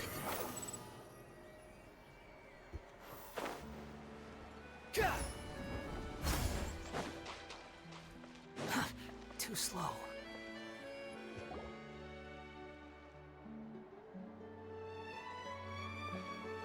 Good morning! HIYOKO and I were just talking about you. Is Chevreuse still not joining us today? Probably not. We haven't seen her either. Huh? That's such a pity. Director Farina said that we've only got a few small scenes left before wrapping up the entire thing. Oh man. She even said that she'll get me into a couple scenes, so everyone will have a chance to shine in front of the camera. We were also planning on having a victory feast once we're all finished filming. You can join us, right? Of course. If only Chevreuse was here. I still haven't taken a photo with her. I'm afraid that can't be helped. Those special patrol folks are like phantoms when they've got a case on their hands. But to be honest, I'm even more concerned by what I read in the Steambird earlier this morning. It said that the killer in the murder case was none other than the author of the 2 Musketeers. Oh my god. Oh yeah, I heard about that too. He came forward and confessed his crimes, but gave no explanation as to why he pulled the trigger. We didn't know about this case at all when we joined the film. Is it going to affect the reception of our work? From a pure publicity standpoint, this will draw a lot more attention to our film. I have to say, though, that no director can be perfectly comfortable with garnering attention through means other than artistic skill. I didn't mean to make all that noise. To be fair, I feel like that ship sailed the moment you allowed yourself to be named as the director on our posters. It's not my fault that I'm super popular. What was that saying again? My popularity has, Sunk to an all-time low? Sunk to an all-time low? spread to the 4 corners of Tibet. Yes. He's just optimistic about it, guys.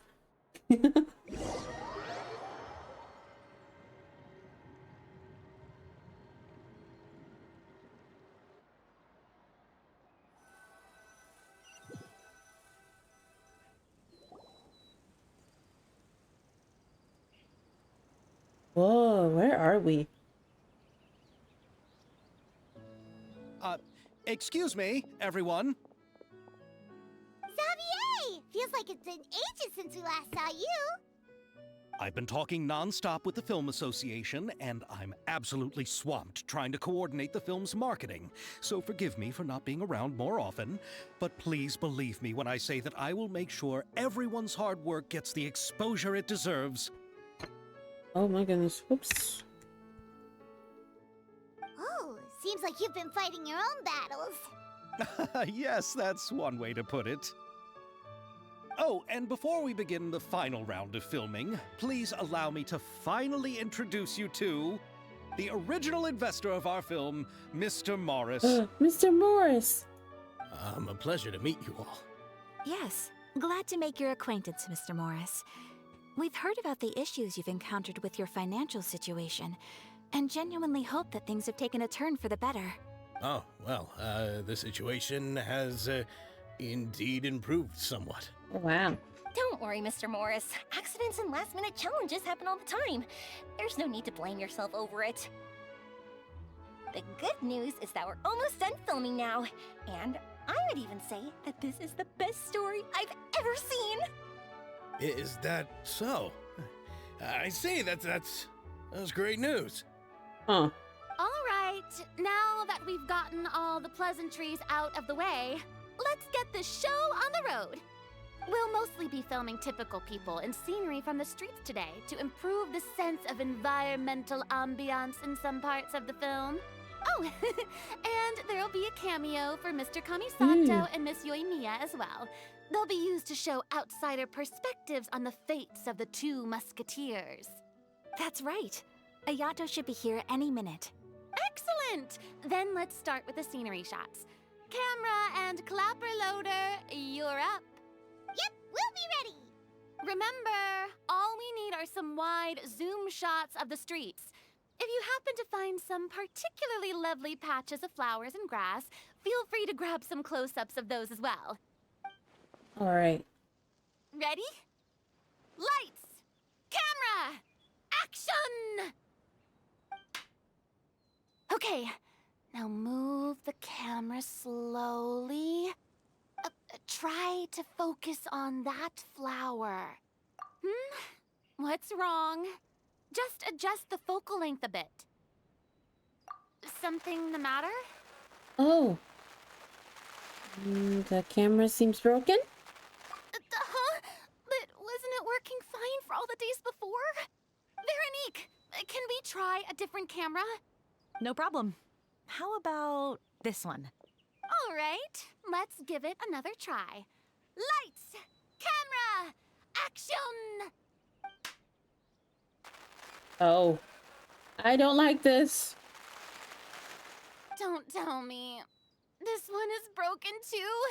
Veronique, do we have any other spare ones we can use? I'm afraid we only brought these two today. What? Then go find a workshop to get them repaired right away. Oh, and you too, Bono. Go find our spare camera in the warehouse and bring it back to the set. On it. Greetings, everyone. My apologies for the delay.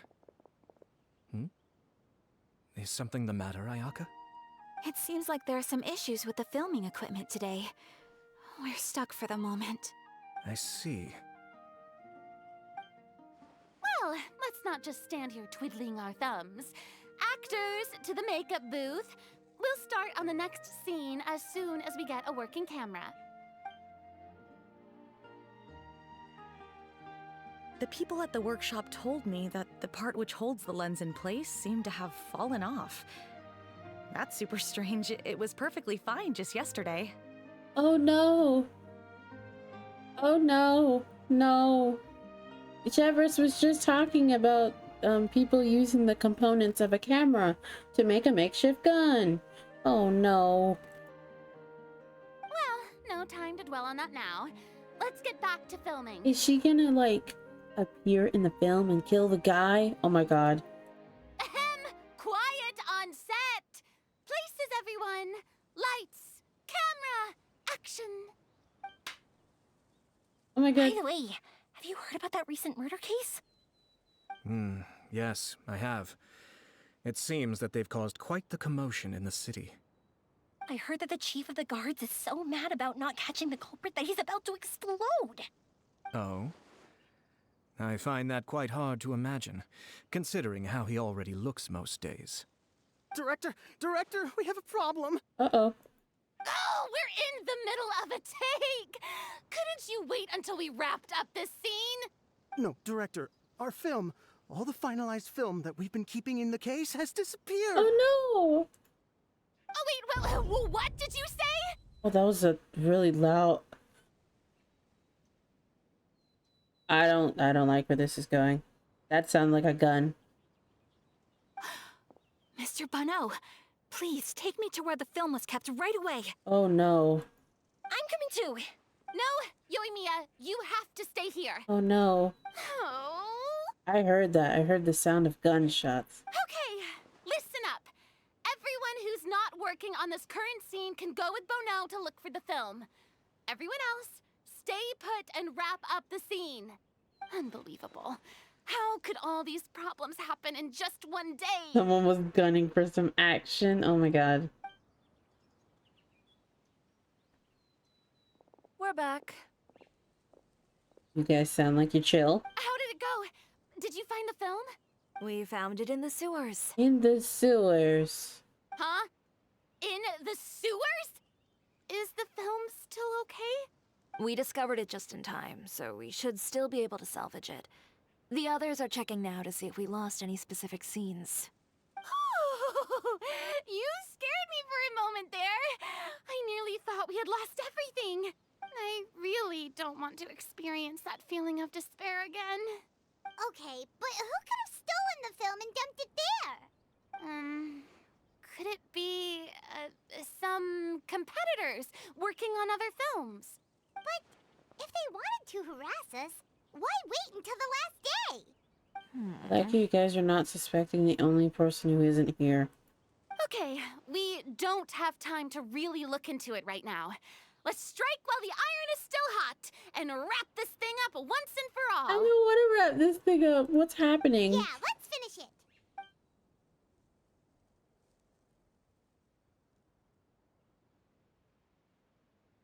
I would like I like how to no one heard the officially loud announce that noise. our entry to the festival, The Two Musketeers, has now concluded filming. Let's go.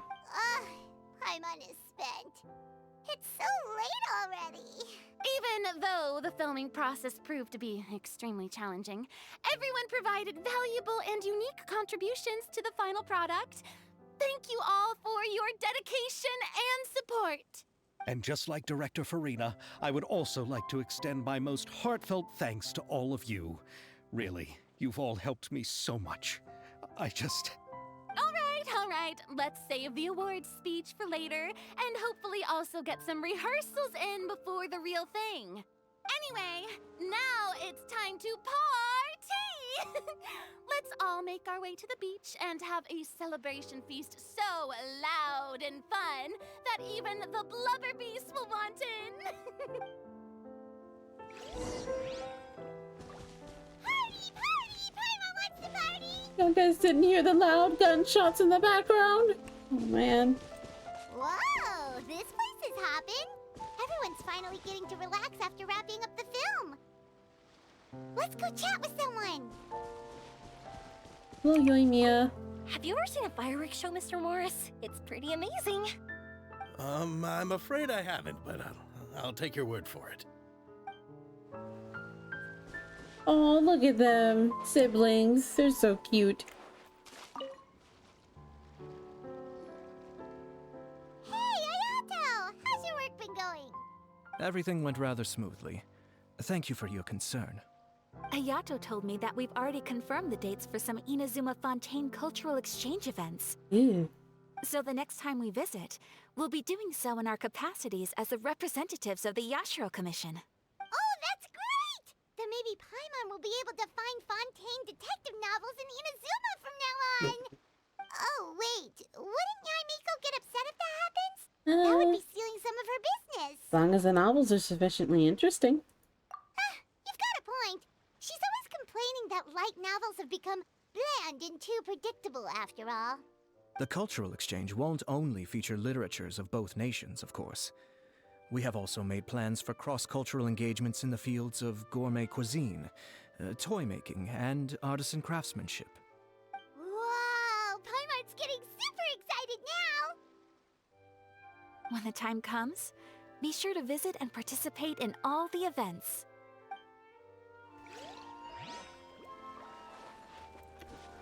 Hello, Farina. Oh my goodness.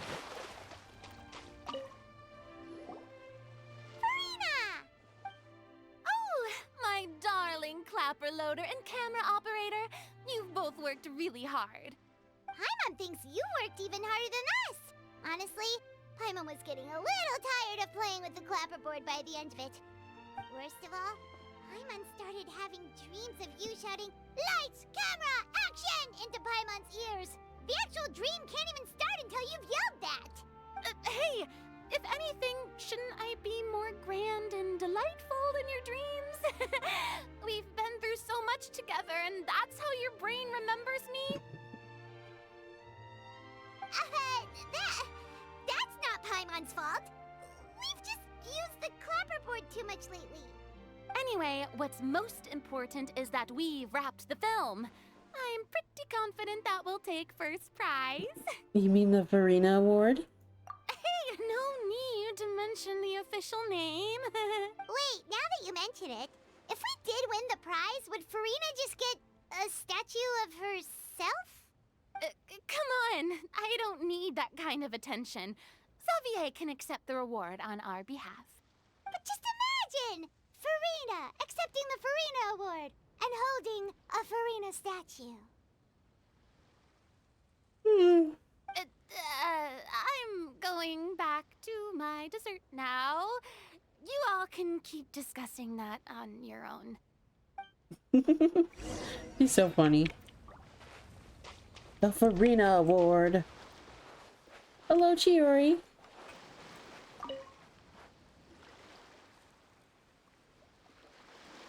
Chiori! Hey, you two. Are you not really into these kinds of big social occasions? Not particularly. But this is still better than Fontaine Fashion Week. But if this film becomes a big hit, people will definitely come flocking to your shop. Yes, that's highly likely. As long as the film can premiere as planned. Are you still worried about the case? That and all the obstacles we had to face today. You're right. It's as if all our bad luck just manifested at once. But why today of all days?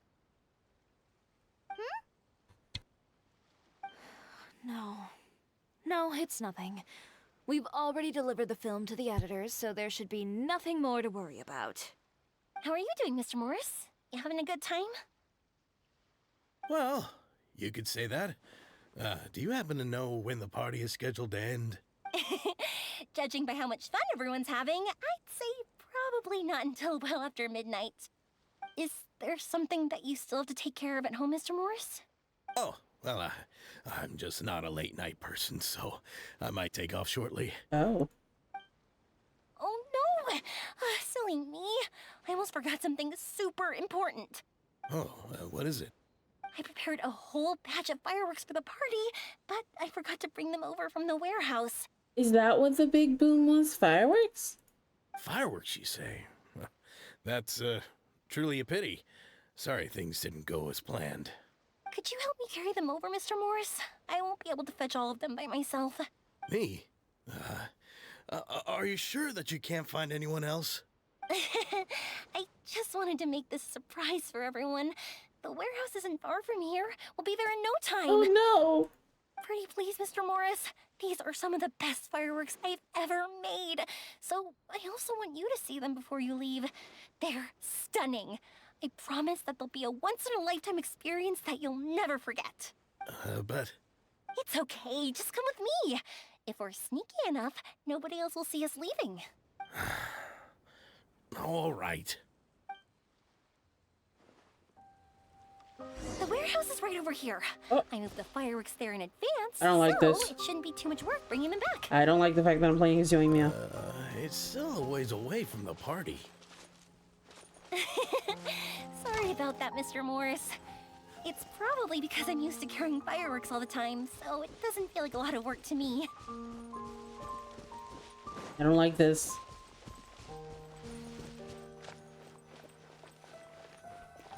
Oh, the warehouse. There we go. I don't like this at all. Are we about to reenact the movie?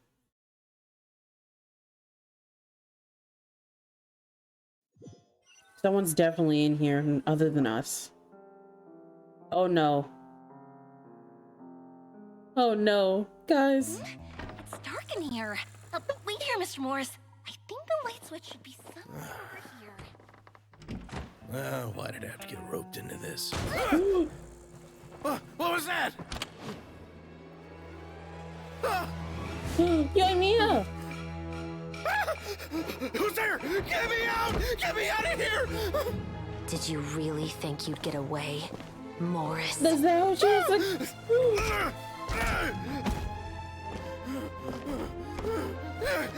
You've got the wrong guy! It wasn't me! I'm not the killer!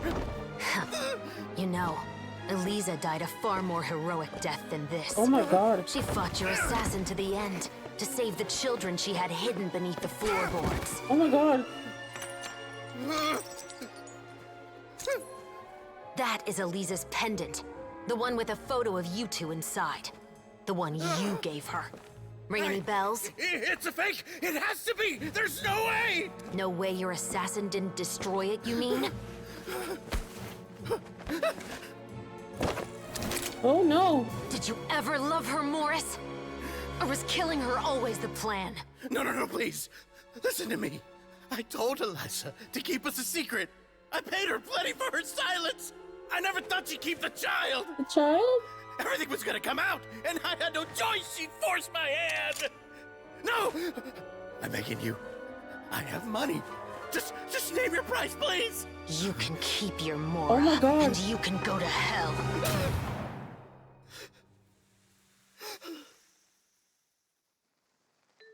I'm Captain Chevreuse of the Special Patrol. Morris, you're under arrest for Elisa's murder. Huh?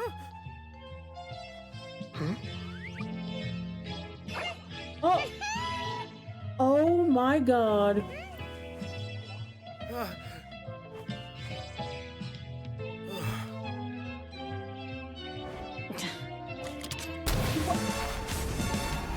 Oh.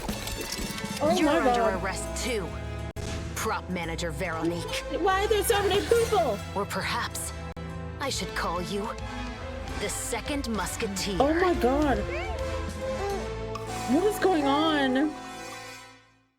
Oh my God. What's going on? This wasn't in the script. What do you mean it's in the script? Drop the gun, Veronique.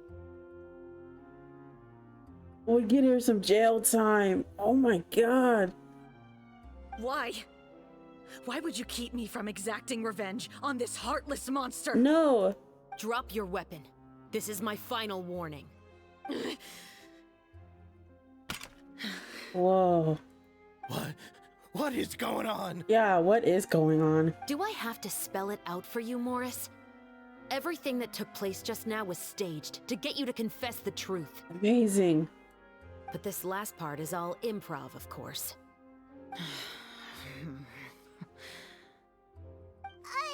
Chevreuse, you told us you wanted us to help you stage a play. You never said anything about the second musketeer. It's because even I had no way to confirm my theory until now. Thank you for your performance, Yoimiya. Could I trouble you to go and bring in the other Special Patrol members? They should be on standby just outside. Oh, and please tell the other cast members not to worry about us. We'll be rejoining them shortly. On it.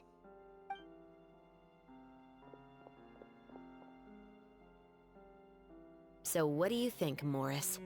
Care to talk about what happened 20 years ago? My patience is limited, you know. Don't force me to take you back to the interrogation room. I'd wager that you wouldn't last for more than a minute in there. With the recording we made, you have no chance of winning in court. Cooperating with us now is the most practical move. All right. I'll talk. This is crazy. I hired an assassin to murder Elisa. Oh my God. She once worked as a maid on my family's estate. She was very beautiful, and after some time I fell for her. We kept our relationship a secret and carried out an affair for some time, but it wasn't long before she became pregnant. And if my parents ever found out, they would have stripped me of my inheritance and status, driven me out of my home. I also didn't expect Elisa to insist on bringing the pregnancy to term. She even asked me to leave my family and travel far, far away with her. Oh my God. She believed that you were truly in love with her. I didn't have a choice. I gave her a large sum of Mora, told her to leave the family and to get rid of the baby. Oh. But then years later, she sent me a letter. There were photos of 2 children, and she even asked if I could find some time to visit them. Huh? 2 children? Paimon thought Baptiste was the only... you mean... Even if she had the children against your will, you could have just ignored the letter entirely. Why kill her? I had just gotten engaged to be married to an heiress from another wealthy family. So if anyone were to find out about Elisa, my life would be completely ruined. I didn't have a choice. No. You always had a choice. You just made the wrong choice. Again. Do you know how it feels to watch your mother be killed right in front of you? Yeah, there you go. That is the second child, the second musketeer. Oh, my lord. Oh. My brother and I were hardly even school age yet. We were hidden beneath the floorboards, grasping each other's hands like a lifeline. We were so terrified that we didn't even know we could ever take a breath. All we could do was to watch Mother try to fight back, and then collapse to the floor. Even after the assassin left, we were still too terrified to leave our hiding spot. We thought that he might come back. It was only until the next evening when we finally climbed out and gathered around our mother.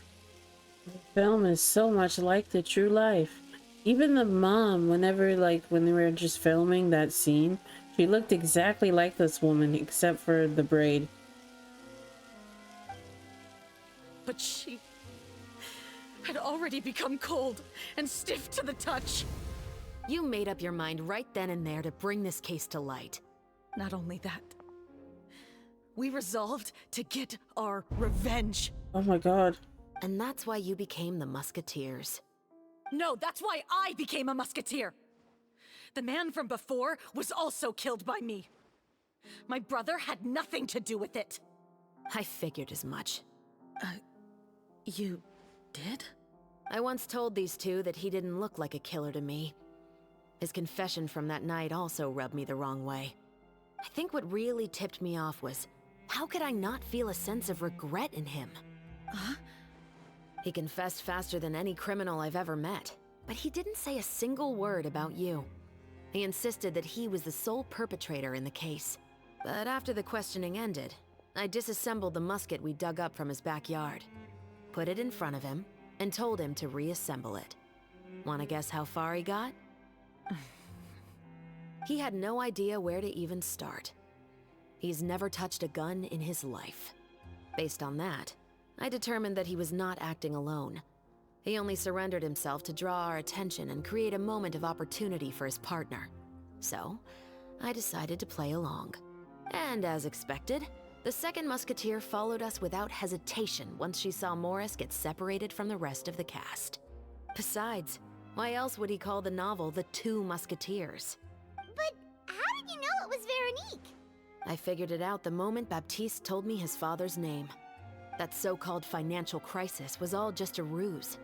He just wanted to sign up as the investor and then leave the film without any source of funding. What? What? Whoa. Oh man, we have so much to explain to Farina. After all, he has a vested interest in minimizing the reach of this story. It's really just the same thing as what he did to Eliza all those years ago. Human scum. Oh. But then Xavier pulled out all the stops and got the film made against all odds. Morris couldn't have that. With the killer in custody, he figured it was safe to act. And so he came to visit the set today, just as I expected. Wait, so you were behind all those mishaps today? Wow, why would he do that on the last day? Why not do it on the first or second day? As for the identity of the second musketeer, I assumed they'd probably stay close to Morris and look for an opening. And if they already knew that Morris was the film's investor, then that narrowed the list of potential suspects as well. Furthermore, being the props manager would allow the culprit to avoid scrutiny by purchasing mechanical parts in the name of the crew. With that hypothesis in mind, I went back to check Baptiste's orphanage adoption records. Guess whose name I saw on the same page, just a few lines from his. My brother. He trusted you. As in, he trusted me to perform the deed on his behalf? He trusted you to stand on the side of justice. Well, she is justice. What are you talking about? I am. She is. I thought you could do it as well. Oh, the look on your face when you told him to go to hell.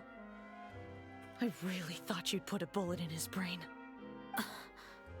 How would she do that? You know what he has done. Are you telling me that you'd rather see him spend the rest of his life living like a king in the fortress of Meripede? I mean, but you get to go with him. You almost killed him. I will never be able to forget the feeling of my mother's cold, lifeless hands. And you would call this ending fair? Is this what you call justice? I won't lie, Veronique. I did hesitate when your brother first told me about the truth. I wondered. I agonized over whether I should really put a bullet in his head. So why don't you? Because that should never be how justice is carried out in this world. Perhaps, to you, justice is simply reciprocated. An eye for an eye, and a life for a life. But everyone has their own understanding of justice. If everyone were to pursue their own definition of it, there would be no more order in this world. I mean, yes. Today, you'll kill Morris. And tomorrow, his children may come for you. He's exactly right. The world cannot render judgments based on a desire for revenge. That will only lead to a cycle of revenge, as well as the destruction of order and civilized society.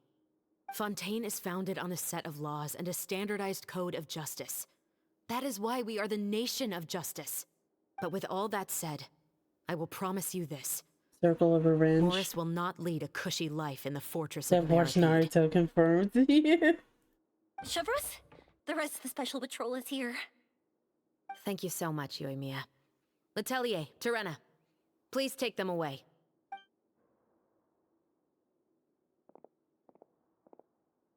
I still can't agree with your reasoning. And that is alright, woman. You get to go to jail too. I know. Justice has not been delivered. At least, not today. Chevreuse. Let's go. We should give an explanation to the crew. Are you okay? Thank you for your concern. I'm fine. I'm just thinking about the things in life that have driven people to take justice into their own hands.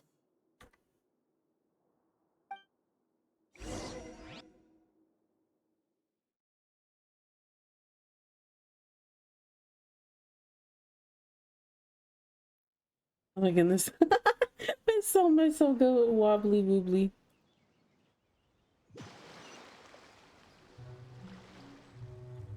Because I was scratching my eye. Who would have thought Morris would turn out to be... I'm at a loss of words. How could he have done something like this? I'm just glad that you're all safe and sound. Who knew that such a labyrinth of cases would be behind this story? Well, what should we do now? We have a finished film, of course, but should we still go ahead with the premiere? What do you mean? Shouldn't you be even more motivated to spread the word now that you've learned the truth? Chiori is right. I'd also like more people to see. But the real ending of the story seems to have deviated somewhat from the one in the script. Is that still acceptable to you, Miss Chevreuse? The call is yours. We still have time to reshoot an ending if that's what you'd like. No, it's fine as is. I like what we have for the catharsis. Romanticism is what gives works of art their appeal. Fiction is able to explore means of restitution that could never work in real life. Just like the real world, the world of stories also has its own set of rules and justice. These different possibilities are what initially drew me to reading in the first place. Sounds good to me. I support your decision. What about Veronique? Will she be okay? She will soon face her judgment alongside her brother and Morris. If I had to guess, they'll probably all be sent to the fortress of Meripede. I'll make sure to give Risley a heads up about it. Oh, you mean that kind of heads up? Exactly. Oh. Ahem. All right, then the matter's settled. Now that everything's been taken care of, there's no reason for us to keep looking all gloomy and grumpy. Chevreuse is gonna tell them, make them behave. Make them pay. Let's get back to the feast and enjoy each other's company. We'll be starting the post-production process tomorrow. You should join us, Chevreuse. You missed the first few hours of the party, didn't you? All right. Count me in. Then I'll wait for you over there. There's still some good news that I'd like to share with Chevreuse. Traveler, Paimon, could you wait for me by the sea after the party ends? I'd like to go on a brief walk with the two of you. Absolutely. Thank you very much.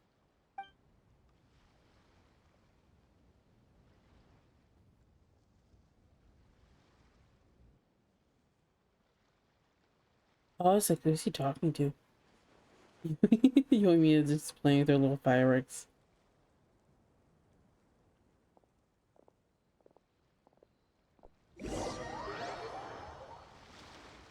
So good though. Oh my goodness. Sorry for the wait. Oh, we weren't waiting long at all. Is there something else you wanted to tell us? No, I don't have anything new to share. I just felt that since you were my investigation partners, I should have another conversation with the two of you. Traveler, how would you have responded to Baptiste's request if you were in my shoes? I mean, I would have tried to do the same as you. Is that so? Well, thanks for sharing. When I was young, my father often took me here to swim. We'd come rain or shine, even when it was freezing cold. He told me that swimming was the best activity to train one's strength of will. You could never give up before reaching the shore, especially when the water was cold. Oh? Why's that? Because the moment you give up would be the moment you die. At that point, I still hadn't received my vision. One winter, the chilly wind felt almost like knives on my skin, and the seawater was so frigid that it numbed my toes the moment I stepped in. I cried and begged my father to spare me from having to swim across, but he wouldn't listen. He used to be a member of the Special Patrol as well. You could say it was his way of educating his children. That sounds awful. When he saw that I wouldn't stop crying, he just picked me up and tossed me into the icy water. Oh my god. The bone-chilling cold took away my senses. I couldn't feel anything but fear and rage. I waited for my father to save me, but one look and I knew he'd already started swimming for the opposite shore. I realized that if I were to give up, I really would die right then and there. I used all of my strength to try and catch up to my father.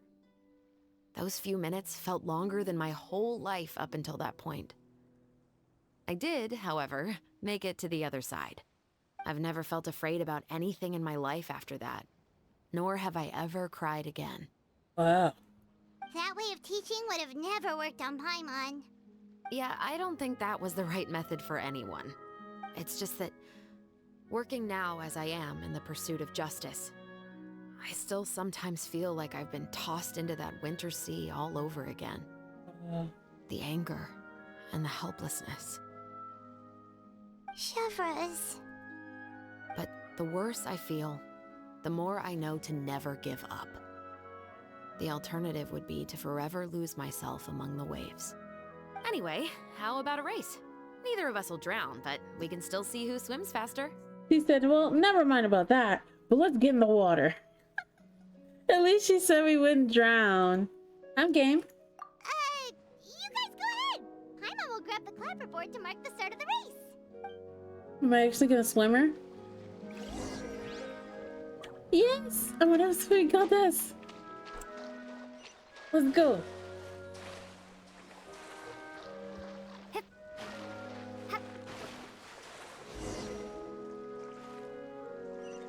Oh my god, no, not real swimming contest, but I am swimming.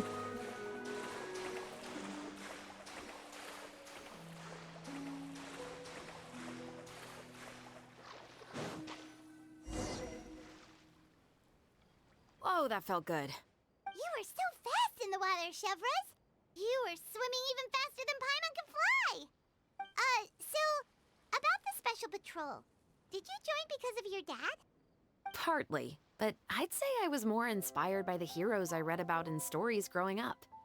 Oh, so it's due to your love of stories. Of course, it was only after I joined the Special Patrol that I learned that truth is often stranger than fiction. Come on, let's walk a bit more.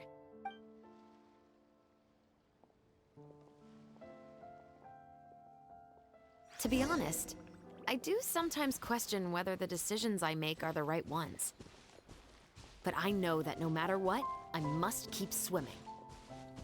Because the only thing I've got my eyes on is the shore in the distance. Oh my goodness. I'm sorry, I don't mean to run. You're so interesting, though.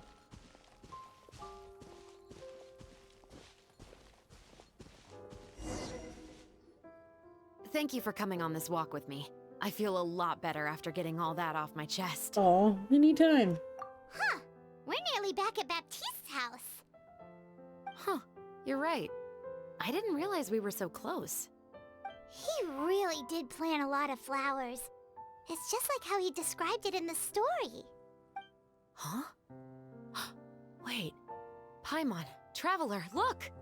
The rainbow roses in the garden. They're in full bloom now. Whoa.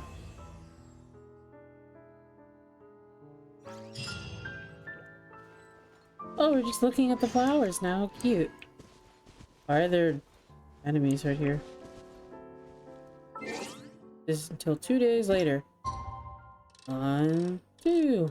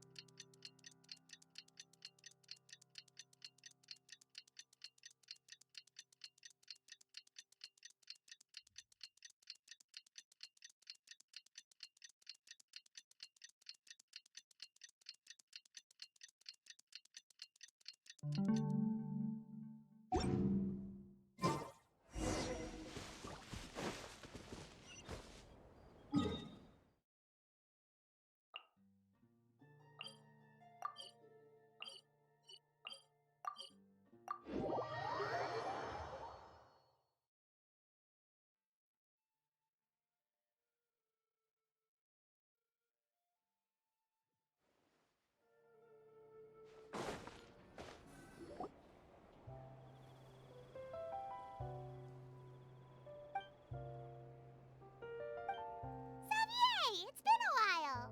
Hey there, you two! Sorry I've been scarce. I've been buried in marketing and preparing the film for release ever since we wrapped post-production. The award ceremony is today, right? Paimon wonders if we'll win the Farina Award. I'd give it a 90% chance. 90? Farina! Oh, Paimon didn't know you were already here. You're earlier than everyone else. I'm sure the others will also be here in no time. Xavier, if we end up getting called on stage, shouldn't you come up with a name for our crew? What? But we don't even know if we're going to win. I wouldn't want to jinx our chances by celebrating early. Just open your eyes!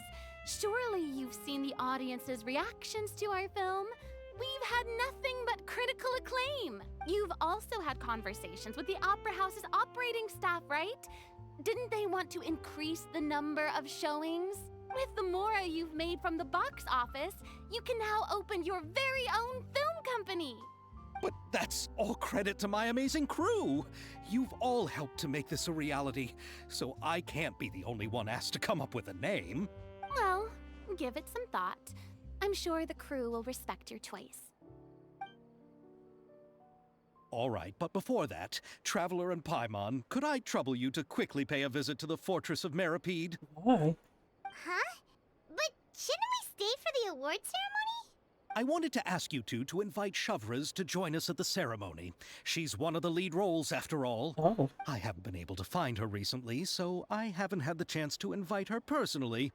According to the paper. Oh no. Paimon Oops. gets it now. Piece of cake. Yep, just wait here, Xavier. And maybe try to come up with a few snappy-sounding names.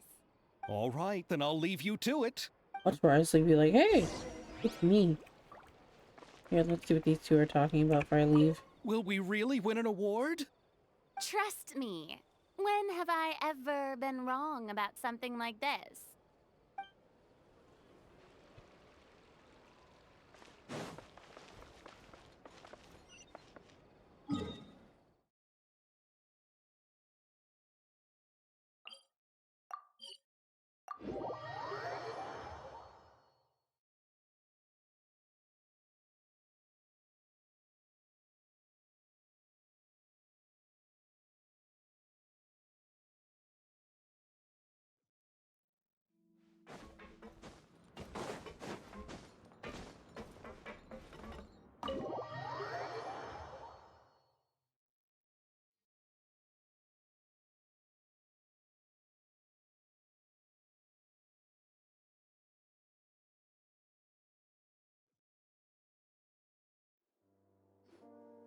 This is as far as I'll be taking them.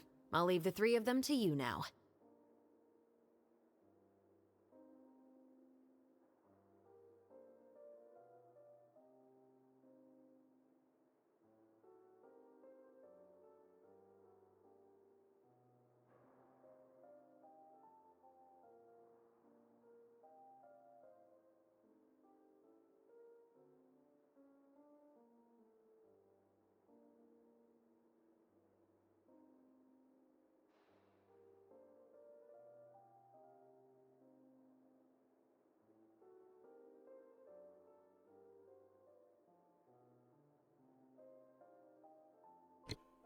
Alright. Sorry. I had to like get up for a second. Oh my god, Rice is just talking to her. Got another errand to run? Something like that. I'm expected at a party. Now that's something you don't hear every day. Found a new pastime? No, it's just a special occasion. Chevreuse! Risley! Festivals really do bring people together. It's been a while since I last had so many visitors at the Fortress of Meripede. Call it the festival spirit, I guess. Yeah, you could say that. Even our head nurse has gotten herself all worked up preparing super deluxe nutritious shakes. Just one gulp and you'll have met all your nutrition needs. Oh. Were you talking about work just now? We've already finished discussing everything. So, what do you think about my heads up, Mr. Risley? I believe I haven't yet made any promises or guarantees. But you also didn't shoot me down. Here, how about this? You could give everyone a copy of the newspaper. Perhaps on the day when the cover story happens to, oh, I don't know, expose a certain someone's misdeeds from 20 years ago? I suppose then a certain someone may soon find himself the most unlucky person in the Fortress of Meripede. While another 2 people will soon be hailed as heroes. Speaking of heroes, did you 2 need something from me? Oh, actually, we're here for... You're here to invite me to the party, right? Don't worry, I didn't forget. Ooh, then let's head back right away! See you, Risley! Happy Fontanalia Festival! And the same to you. Is he gonna say more? Let's jump up on his desk, I'm sorry. Hello. Please, go and enjoy the festival.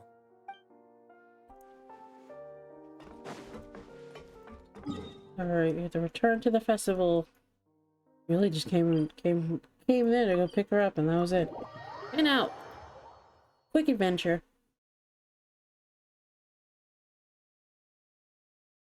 Oh my god. I heard that, like, when I was first hearing about the event, I didn't see any spoilers. I just heard that, oh, it's gonna have a twist. And I was, like, really expected, like, a whole different twist. But no. Oh my goodness, that was crazy. The Farina Award for the first Fontanalia Film Festival is... the 2 Musketeers! Whoa! Cool poster. Yaka's on the poster and says Chevreuse. I need Chevreuse has to be embarrassed now. We really won! Congratulations, Mr. Xavier. We won? I can't believe it! I really can't thank all of you enough! See? My takes on Fontaine's entertainment industry have never been wrong. Now, please welcome to the stage the producer of the 2 Musketeers.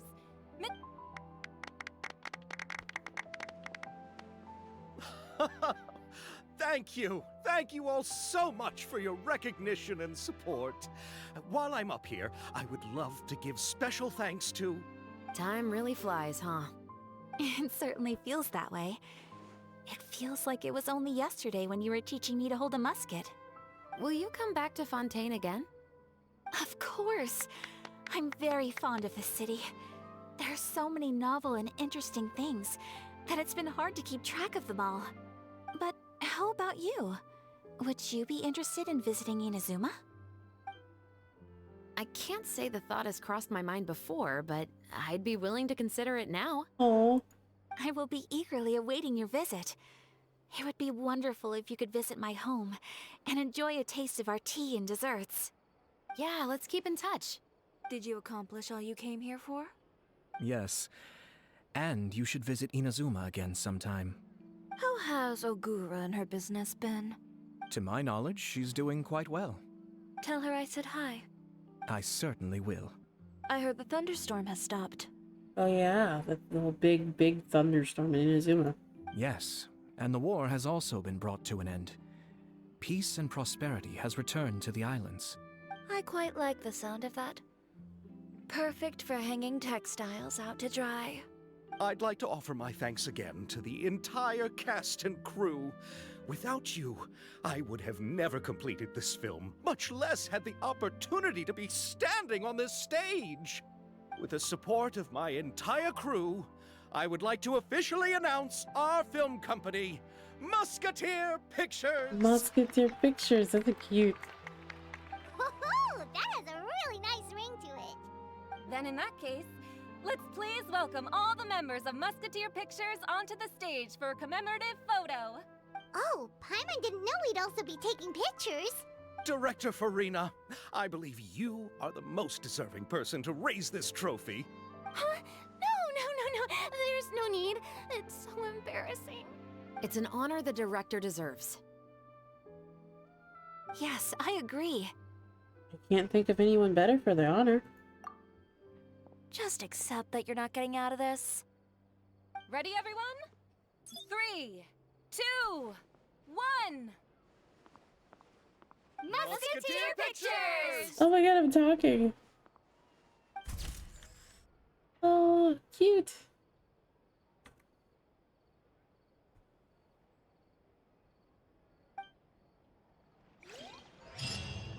Wow. We finished all the story. We also got like a picture frame. Very cute. Here, let's talk to Farina. Lady Farina, please allow me to take just one more photo of you. I would also love to get your autograph, just as a memento of our time together on the crew. Hey, I've had enough of the camera flashes from when we were all up on stage. But, Lady Farina, you are the best director I've ever met! The most photogenic maiden in all of Fontaine! This kind of lively and celebratory setting is exactly where you You're just as inverted as I am, goddamn. would agree. Come, the brightest star of our land! Show us your light! The camera is waiting to sing praises of your beauty! Xavier needs to stop. She just wants to go home. Well, I'm flattered, but... All right. I'll humor you and try a few more different poses. But I don't have to hold the trophy, right? Of course. You may pose however you like. Thank you so much. Thank you so much. By the heavens, my luck has been beyond belief. I'm having a hard time coming to terms with it now.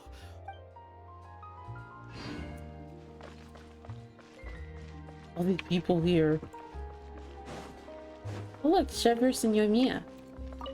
Miss Yoimiya, we haven't had the chance to talk, but please accept my thanks for everything you've done over the past few days. Oh, but I feel like I didn't do anything out of the ordinary. I'm very grateful for your assistance during that special performance in the warehouse. It was always going to be somewhat risky, to engage and draw away Morris all on your own. You're only a civilian and have never been trained to act in such a dangerous situation. Yoimiya is a fireworks expert. Don't say it like that. As the director's assistant, it was my duty to help out the crew however I could. It was an honor to help you solve the case. I have to admit, though, my heart was thumping super hard the entire time I was laying on the ground. I was scared that everyone would notice. You did great. Oh, and before I forget, if you ever visit Inazuma, please come and pay a visit to Naganohara Fireworks. I'll make some fireworks for you. I even know what shape I'd make. I'm guessing a musket. Telling you now would ruin the surprise. If you really want to see it, just come and visit me. He's so funny. I wonder if Chevreuse is... Oh, I mean, I like I just said, I wonder where Chevreuse is. She's right there, silly. But here, let me claim the thing. Oh my god, that was so fun.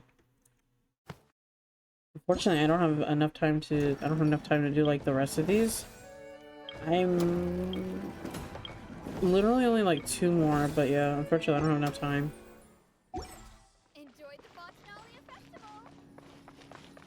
But yeah. I had so much fun during the event. The event was so much fun. I like the story. The story was really interesting. And even though I knew that there was going to be a twist, I didn't know what type of twist that the event was going to take and everything. And that was so much fun. Like, oh my goodness. I hope Genshin does more events like that because it's so fun. And everything. And yeah. But yeah, I think that's it for me. Bye bye!